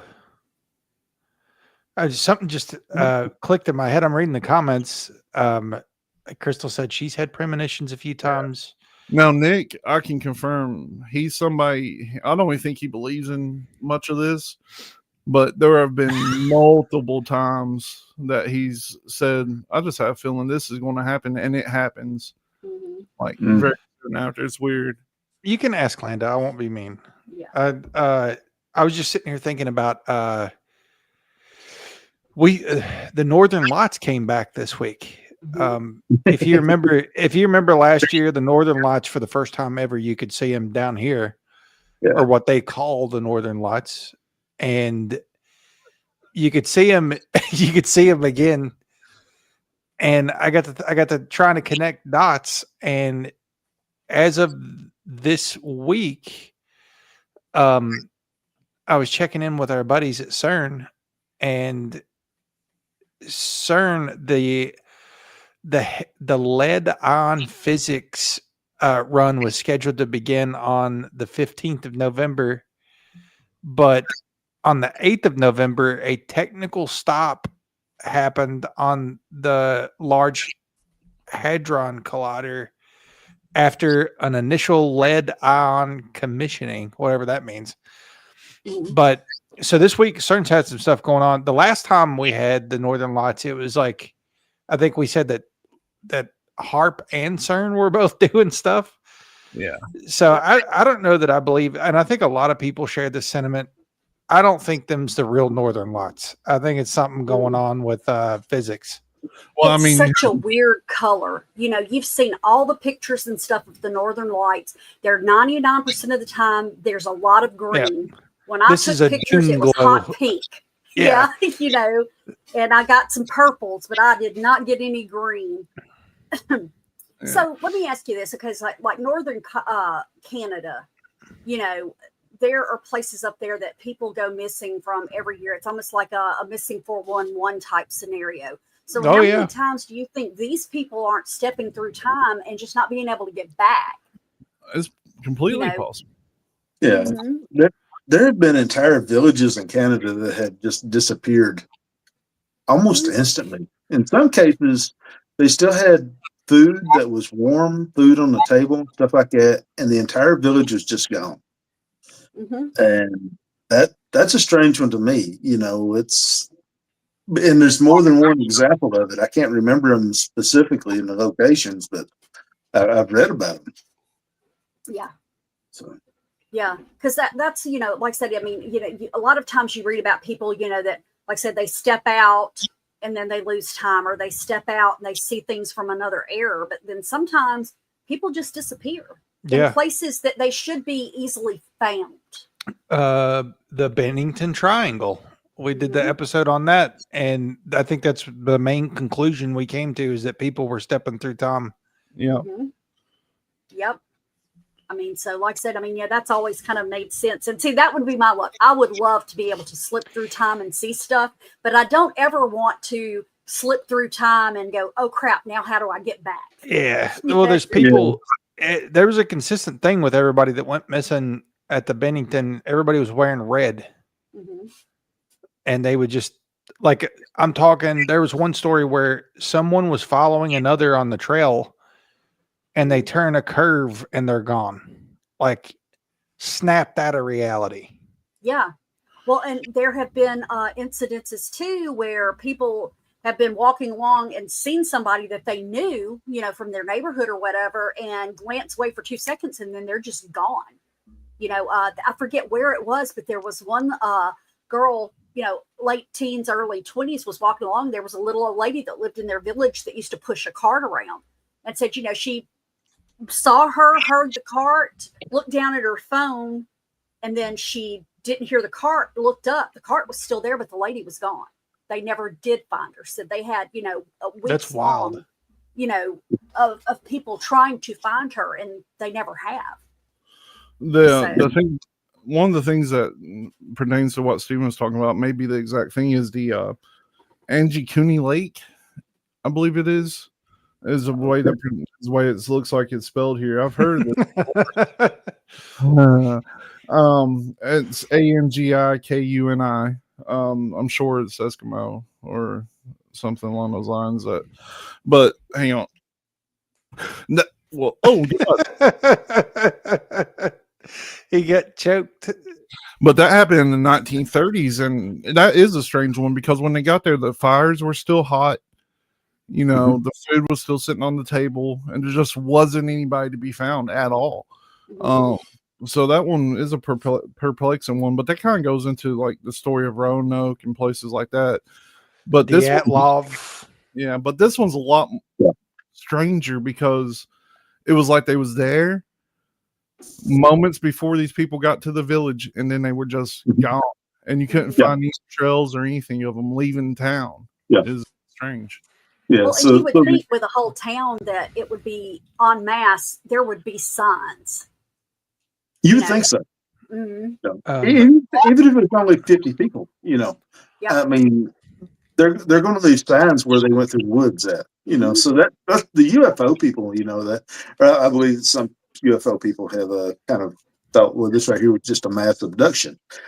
So yeah, maybe I don't know, but you know, the thing about these right here is that they're unintentional. They don't have any scientific explanation, and it always has an emotional impact on the people that have this time slip. So normally, so that's a really interesting thing about it. Oh, she's talking about Neil deGrasse Tyson talking about DART missions. Huh. I don't know exactly what clip you're talking about, Jenny, but I'll have to check that out. I was thinking about what you said, Stephen. I think that time loss is probably more geared toward UFOs and aliens, and that the time slip stuff is something a little bit different. I don't know how you guys feel, but yeah, to me, it certainly seems like two different things. You know, a lot of times people who are abducted, whatever, they come back with some strange memories implanted into their mind, and sometimes they have to go into a deep hypnosis to finally peel back the layers to see what actually happened. Is my understanding on that. But yeah, they do seem to be two different things. So, well, you know, was this what the Germans were trying to do whenever the Nazi Bell with that, you know? Yeah. Well, you best believe that if he could control time, we would all be in the high castle at the moment. Oh, hell yeah. Well, one of the things I came across, and I had never really thought about this, it was in the early 70s, a guy named Trevor, factory worker, practical, no interest in the supernatural, was just walking home from his shift in the summer. Said, he cut through the same housing estate he walked by every day for years, same streets, same homes, nothing strange. And then he turned a familiar corner he'd turned 1,000 times. Said the air started to change. Said he really didn't notice it consciously at first, but then even though it was warm, he started getting a sense of cold. Walked a few more steps and stopped because the man standing in the street was wearing the exact same clothes as him. Same boots, jacket, trousers, same posture. The man turned his head and it was himself he was looking at. Older by a few years, but it said the hair was cut a little bit different. It said if he had to guess, would think it was about a decade difference. So I had not really heard of anybody running into themselves at a different time. All right. Well, with this right here, if you think back to, I don't know, have y'all ever watched the movie It's a Wonderful Life? Long time ago. All right. Yeah. Well, in this right here, Jimmy Stewart, he's having really bad time with a Bailey Savings and Own or whatever it was there. And, his guardian angel shows him a future without him in it. So, and then he's able, then the angel brings it back, to the time of his life where he's, he does get to see his family again, and he's got a whole different attitude on things. I think that explains a lot, Landa, actually. You some. No, I was just thinking about personal experiences related to this. It seems like you guys have a couple experiences. The closest thing I have to this, when I worked as a young man at Rite Aid, I was probably 17 at the time. So you guys know my government name. There was a man that came in. Tim Penny Tolley. Yep. There was a man that came in to Rite Aid, and he was dressed like, how people have like the fancy biking outfits for bicycles. He was dressed in that. He had a British accent, which is very strange from Manchester, Kentucky. Yeah. And he comes back to where I was, which was in the vitamin section. I was working on stocking because I was the vitamin specialist at Rite Aid. And he walks up and was asking where the creatine was. And we got to talking a little bit. And he sees my name tag and he says, "Oh, that's my name too." And I was like, "Well, what's your last name?" And he says, it's Tolley. Ooh. And he says it's Tolly. Tolley. Wow. And he said that he was bicycling across America and he was doing tests. He had a supplement company that was sponsoring this, like for like endurance results, but he had to have a blind sample. So he was using like trash creatine for a period and then using this other creatine to see which one was better at performance, he said. So me, in my mind, even as a 17-year-old, I was very skeptical and I was doing very shady things on the internet. So I thought maybe this person was like an agent. Yeah. So I walk outside when he leaves and he gets on his bicycle and he has a really fancy bicycle and trailer, a fancy trailer for his bicycle. And he takes off riding up the parkway on the side, on the shoulder, like rode up that big hill by Pizza Hut on the shoulder of the parkway. Wow. Okay. So that's the closest thing to like a glitch in the Matrix. My name's pretty unique, but for him to have basically the same name, O instead of a U, and it was just a weird exchange. The whole thing, him being the exact same height as me and stuff, but he was probably in his 40s or 50s. He was Salt and Pepper. Mhm. Linda, a fancy name, Linda. I'm going to break the internet now and give Tully's full government name. It's Thaddeus Tenpenny Tully, is what he's calling him Triple T back in the day. Triple T. Yep. No, that was back when the internet was free too. Free to do what you want. And I just happened to be into some shady things. So I thought for sure that was the big GOV coming to ask me some questions.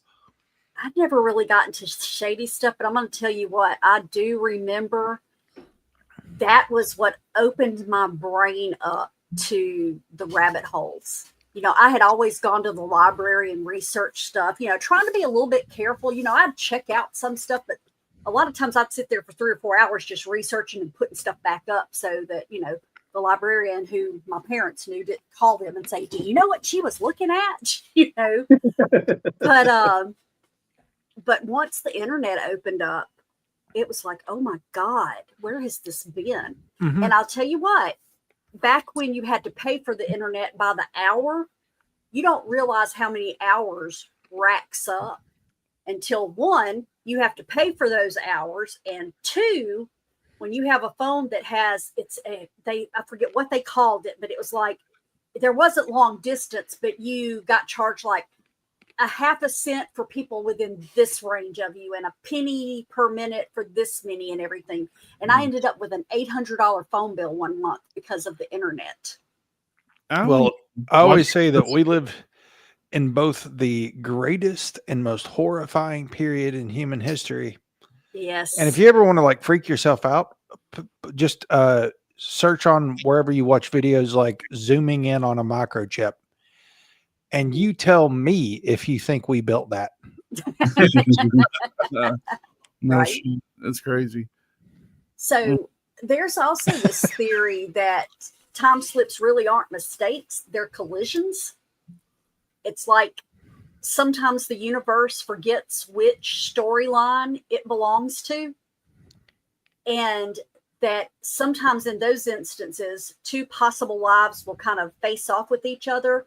But only one of those is meant to go on. So it's like parallel, but when you hit each other, one of them stops and then the other one goes off. Does that play into like, you know, infinite universe theory where when you stop living, they say that you just wake up in a different version?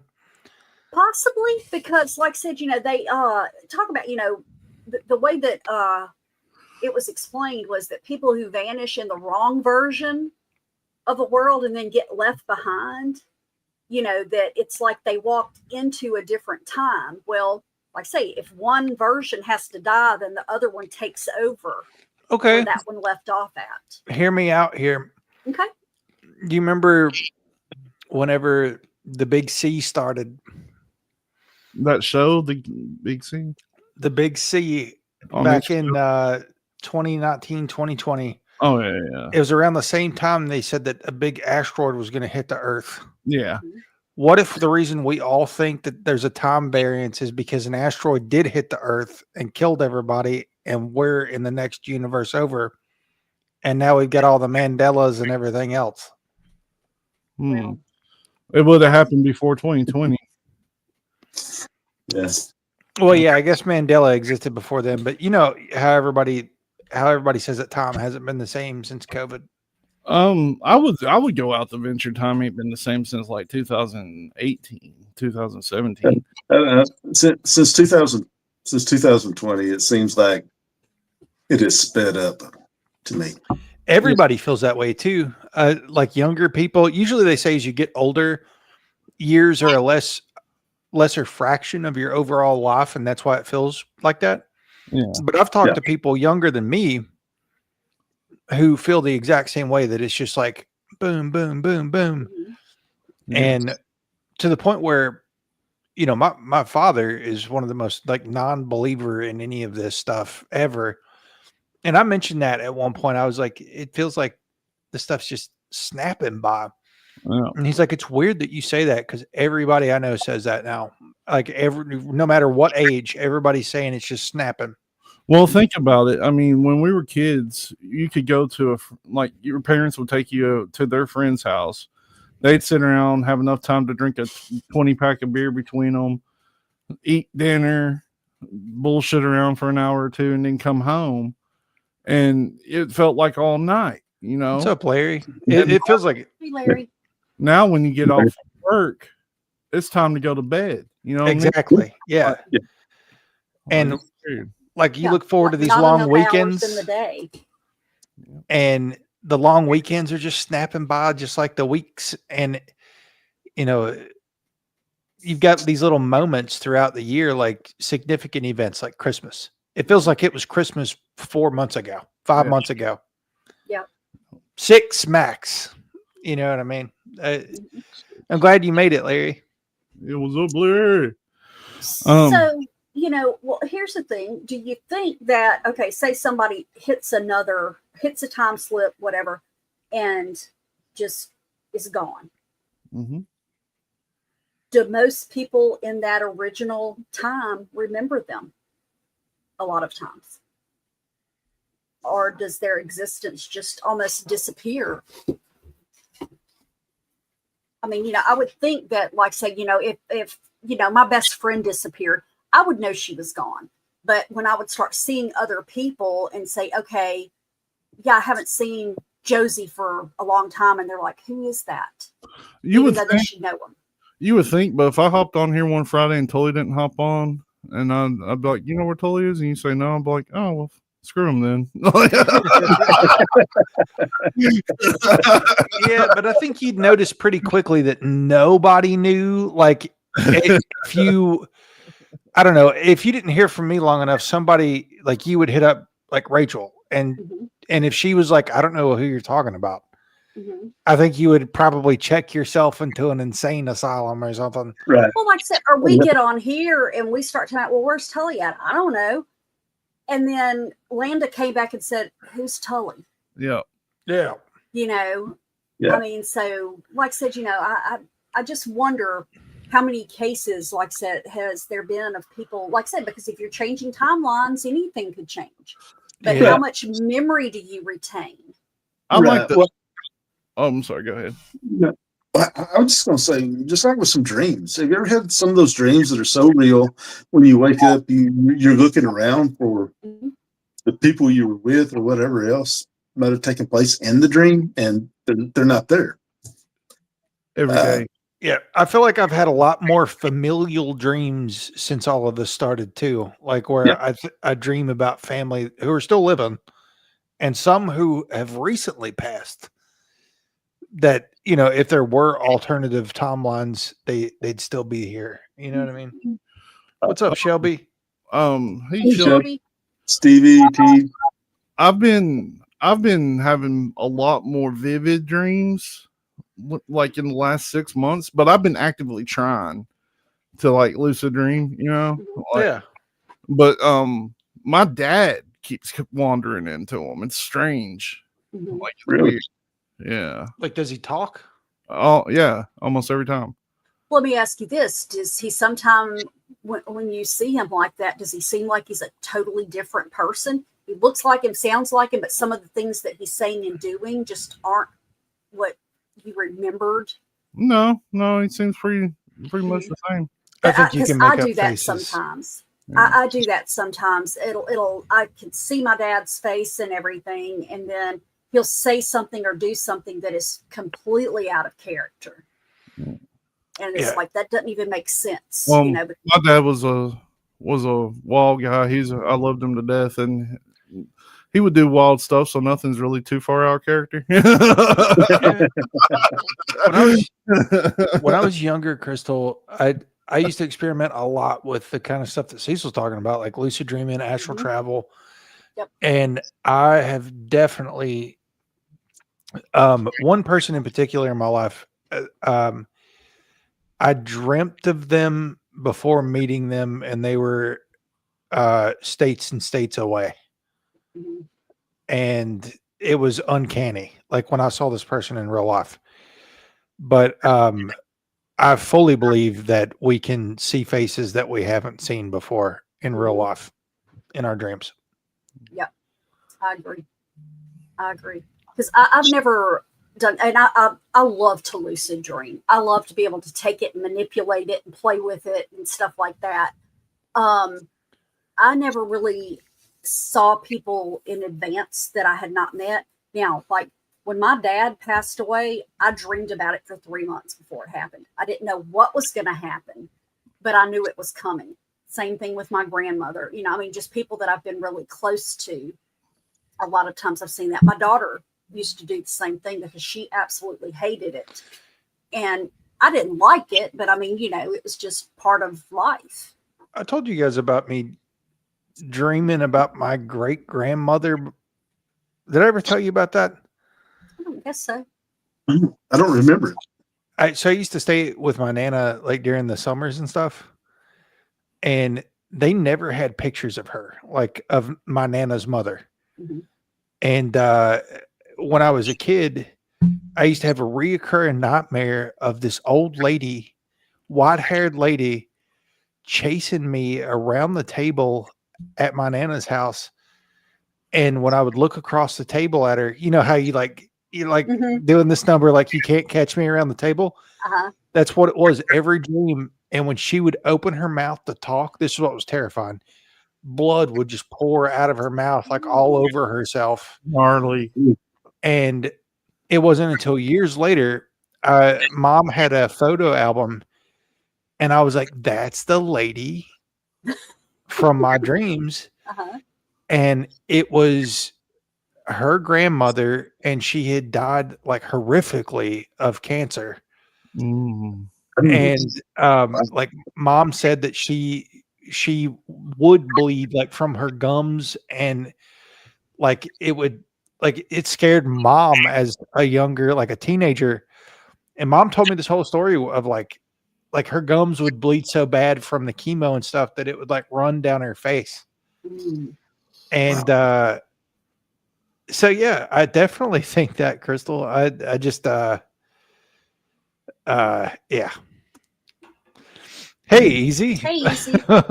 Easy. Oh, Easy, we're doing this thing now where we do the strange news from 7 to 8 ish, and then we play a short intermission, and then now we're doing the strange stuff from 8 to 9.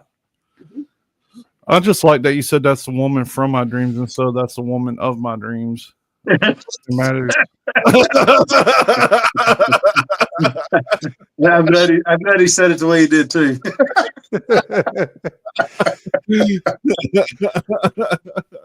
And that's really, it's funny, not funny, haha, but funny, crazy, that's how you were able to identify her, that because that's validation to me, when someone can tell you something.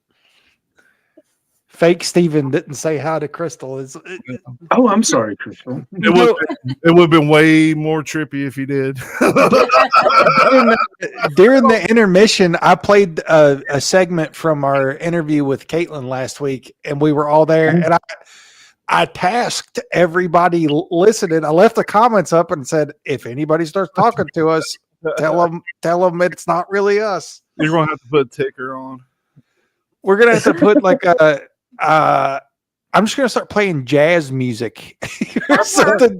That's literally what I suggested. Play some jazz music or some Latino music. Let's get the flow going. Yeah.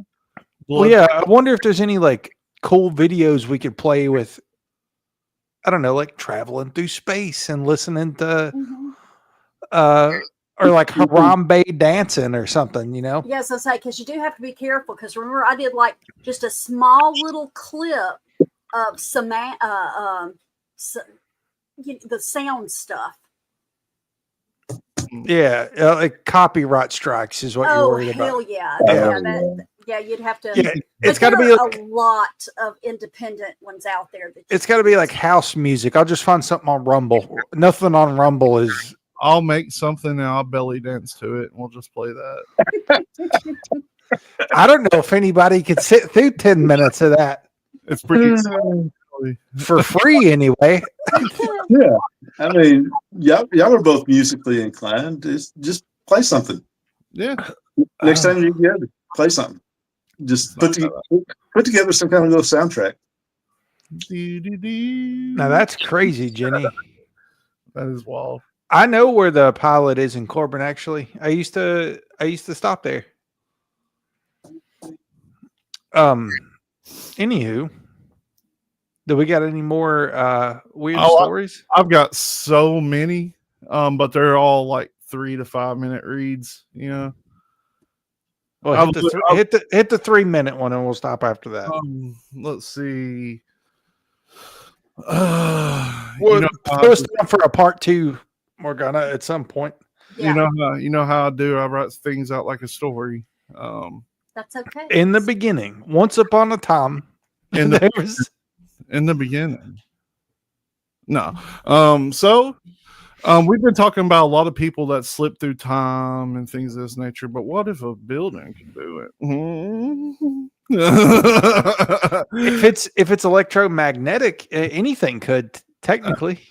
Absolutely. Yeah. One of the most detailed accounts that comes from in reference to this is a couple was driving across country in the late 1960s. They were hungry, tired, and running low on caffeine. That's not a great trio at all. So they were looking for somewhere to rest, and then up ahead they spotted a glowing sign that says a diner, just simply a diner. Chrome siding, big windows, classic 1950s look. The kind of place where you expect a waitress named Betty to call you hun. That's my Waffle House, pretty much. You know, they opened a 50-style restaurant in town too recently. Really? I ain't went there yet. They pulled into the gravel lot, relieved to see 3 cars parked outside, not full, but not quite abandoned. Inside the diner was very old-fashioned, seemed like oddly old-fashioned. Had a checkerboard floor, a jukebox playing soft doo-wop, red vinyl booths, and a waitress wearing a starched uniform straight out of 1955. Okay. But here's the part that stuck with them. The food was strangely cheap. Like suspiciously cheap, for sure. The whole meal cost less than $3 in the 1960s. The prices were already higher than that. Customers inside were equally odd. Their clothes looked dated, their haircuts conservative, and no one seemed to recognize the couple's modern attire, though. Not in a rude way, more like we politely ignore the time travelers around here this way. Fair enough. When they left and got back on the road, they decided that they'd return the next morning for breakfast. The food was delicious and the price unbeatable. By the next day, though, when they went back, there was nothing but an empty parking lot where the diner once stood. Okay. Dun, dun, dun. Hear me out. For anybody that lives close to Cecil, do you remember the Rockabilly restaurant that used to be close to the movies? Yeah, they turned it into a Chinese restaurant. Now it's urgent care. So that was legit though. Like that place was a legit Rockabilly restaurant, exactly like what you're talking about. Yeah, exactly. Yeah. Y'all stop. Don't look at anybody in particular, Shelby, because we all make stupid faces while we're listening. But yeah, Rockabilly's was like that. The new one they opened, I cannot assume that it looks like a 50s diner in it. They just go by a 50s theme of some kind. But all they sells burgers and stuff. But I'm gonna go test them out because I'm a burger guy. And if that burger ain't good, the burger meets the floor. Say hello. Your first job was at this place that I'm talking about, Crystal? Are you local to that area? If so, post the name of what that place was. I can't remember. It was Rockabilly's, I'm pretty sure, yeah. Well, that's the name of it? The one that you're talking about in London? Rockabilly is like a theme, right? Or it was actually called Rockabilly's. It was called Rockabilly's, yeah. Yeah. Crazy. That's crazy. Small world. Yep. It's wild. Yeah. But Waffle House is maintaining that hometown feel wherever you're at. Go support your local ex-convicts and all the sweetheart managers that have slaved there for 20 years and will fight somebody for you. I wish Nick was still in the comments because he worked there for many years, and I'm sure he's got some great stories. Well, see that when you start your food, when you're gonna have to bring them on. I love the Waffle House. So do I. I'll go to war for any of those ladies. I'll tell you what, he's made some things, quite a few different things. I've not had anything from that guy that wasn't just simply the most delicious thing I've ever ate. Like, it's strange. It's really it's awkward because when I come home with a bag full of chicken wings and Mindy's like, "What's those?" I'm like, "This is my dinner tonight." Well, and only in the South can you get food as good at a service station as you can in a sit-down restaurant. Yes. If I had $100,000, I'd open a restaurant tomorrow and put Nick in charge of it. Yeah, there's not all Waffle Houses are created equal either. I've discovered that recently, but they're all good. But the really good ones are when you walk in and you just hear somebody screaming at the top of their lungs. Yeah, people. How old were you before you realized that the reason they never got an order wrong was because of the way they put a piece of bell pepper and a ketchup packet turned this way? Well, yeah, you wonder why pickles comes on everything. You know what I mean? I caught on to that. Somebody showed me the actual thing that they use one time. Like the chart? The chart, yeah, because there is an actual, or there was at this one, an actual chart. If you want 2 eggs, you put this on the plate. If you want them over easy, you put one of this and one of this. If you want bacon, it's this.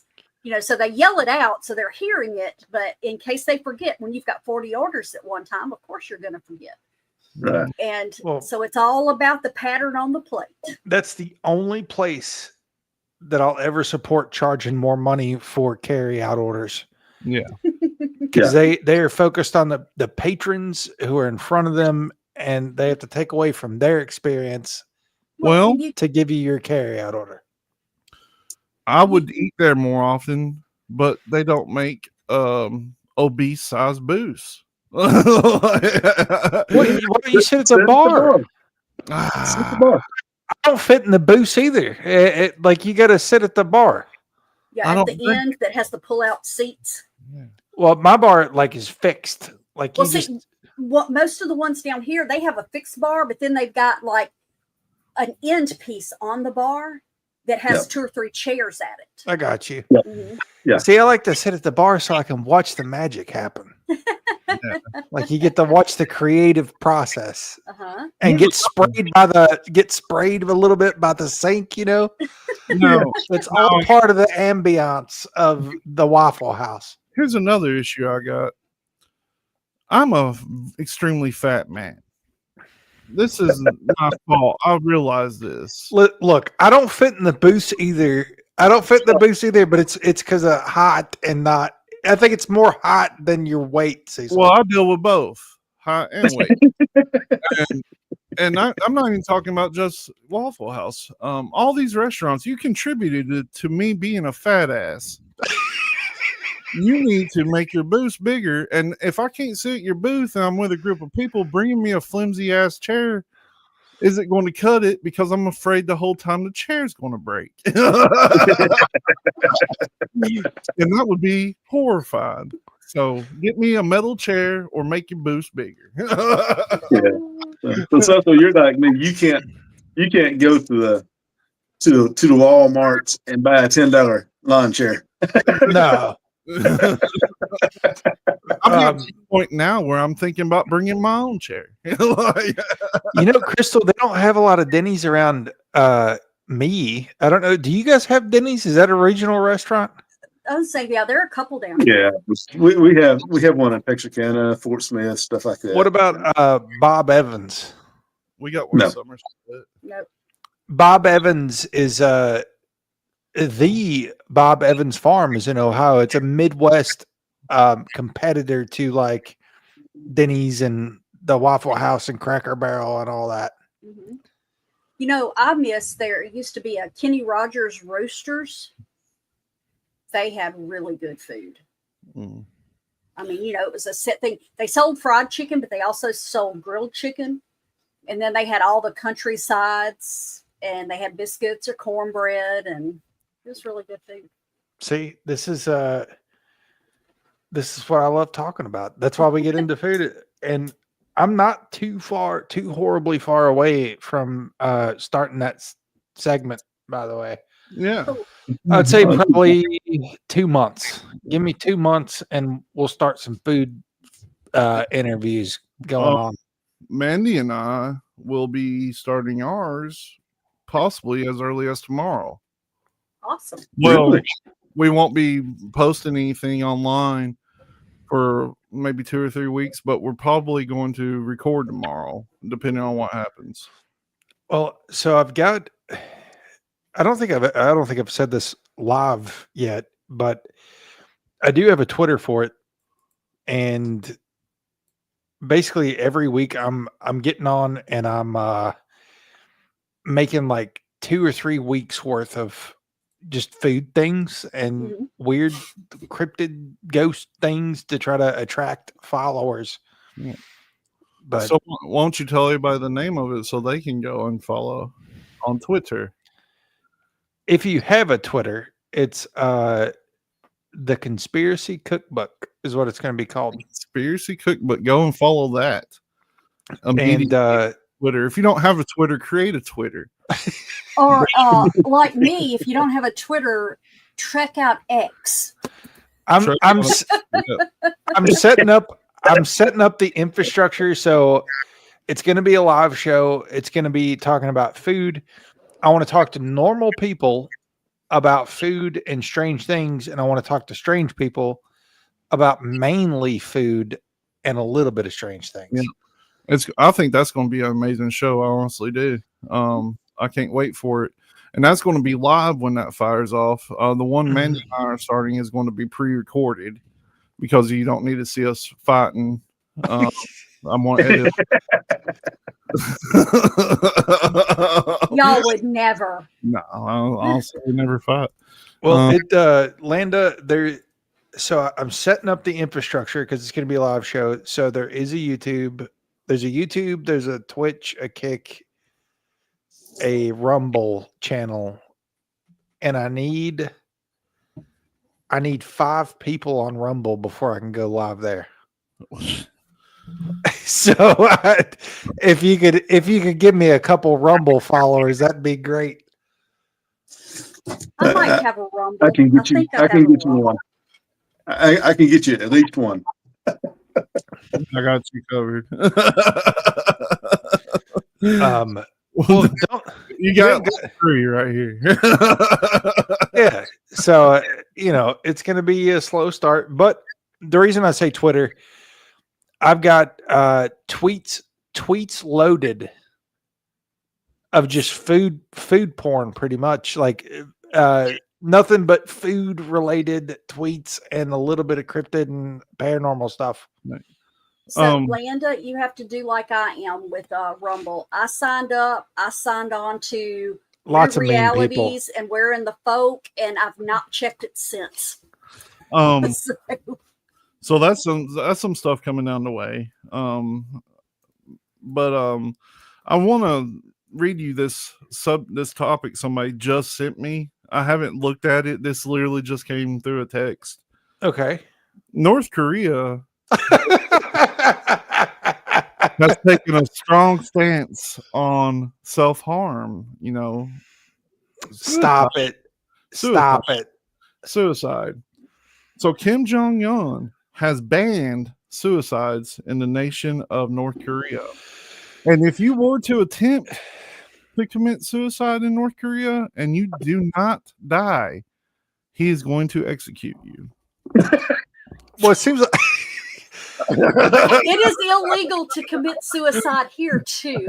I would say, like, if it depends on what level of survival. Either you go to the prison camp or the labor camp, or you get executed if you can't walk or something. I haven't read the article. It literally just came through. It may all be BS, but it does sound like something that would happen there. And I mean, you know, this comes hot on the trail of Kim Jong banning hot dogs. So, this is breaking news. It's breaking news. He said hot dogs were too damn American. They had Hot dogs are too Western. What else did he ban? He didn't ban sushi. There was some other food though. I can't remember. Cheeseburger? No, I can't remember. It was. I don't know. I can't take those people seriously ever since they killed that guy, Otto Armweir, the poor soul. Yes, foreign words like hamburger and ice cream. Ice cream is what it was. Okay. Western style fashion like skinny and ripped jeans. They banned hot dogs and ice cream after they opened their tourism department back up. Totally, they banned skinny jeans too. You're FUCT, Totally. You can never go over there. And the thing, possession of foreign media can result in severe penalties, including death and public executions. Well, because it's outside influence is what they're saying. Landa. Landa. Everybody. But I mean, yeah. They're symbols of a capitalist lifestyle. Yeah. Karaoke is also prohibited. Why does it have to be one extreme or the other? When I start talking about a church that works out for everybody, Landa calls it a cult. You know what I mean? It's the same with I think it'd be the same with a country. They just call it a cult. Like either you got to be executing people in the streets or private equities making everything so unaffordable you feel like you're under a boot. I don't know, man. Larry, get out of here, Larry. I mean, I'm sure it is. Wild place, it seems like, man. I like to visit once and just see what it's like, because I feel like places like that, these people are put in charge so that we can't go over there and look around. You know what I mean? Well, like, what could be there? You've seen the videos. Cecil Shelby wants to see your shirt. Oh, my shirt. It's got killers on it and cult leaders. It's from the Museum of Death.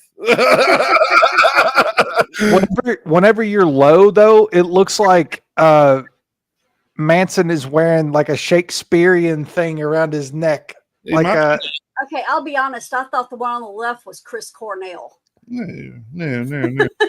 We got some Manson, some Warnos. I don't know why Manson's on here. He never killed anybody. Some GG. I don't know why GG Allen's on there either. He just threw feces on people at rock shows. Ramirez, Applewhite, Jones, Dahmer, and Gacy. I'm gonna have to make you a better serial killer shirt. I'm gonna have to go back and read Jenny's comments because I don't know where that's coming from, Jenny. I think she's talking about you.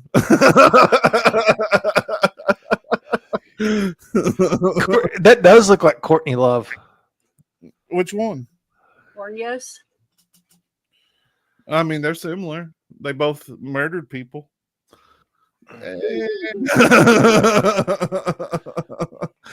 But yeah, I guess we've went off of. We gotta get out of here. Yeah, we went off of the subject pretty far at this point. We'll go back around to this. I have stories that we didn't get to, but they're all long, so we're doing a part 2 of this. Part deuce.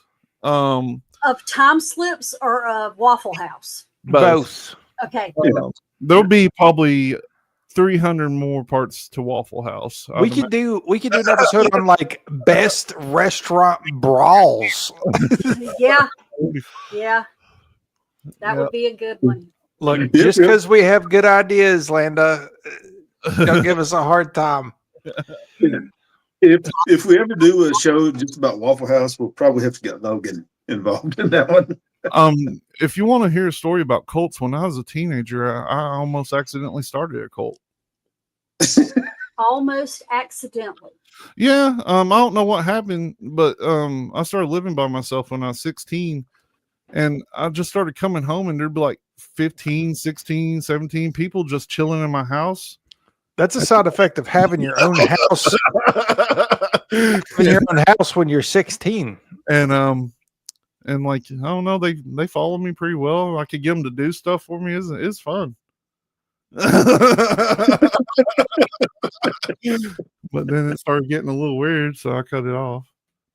And now I started hanging out with Tully. That's true. I've been a positive impact on Cecil's life. I won't get into how. Yeah. But yeah, thank you all for tuning in. Come back. We're not doing anything tomorrow, right? No. Oh, sweet. Not until the 29th. 29th. When are we doing the 29th?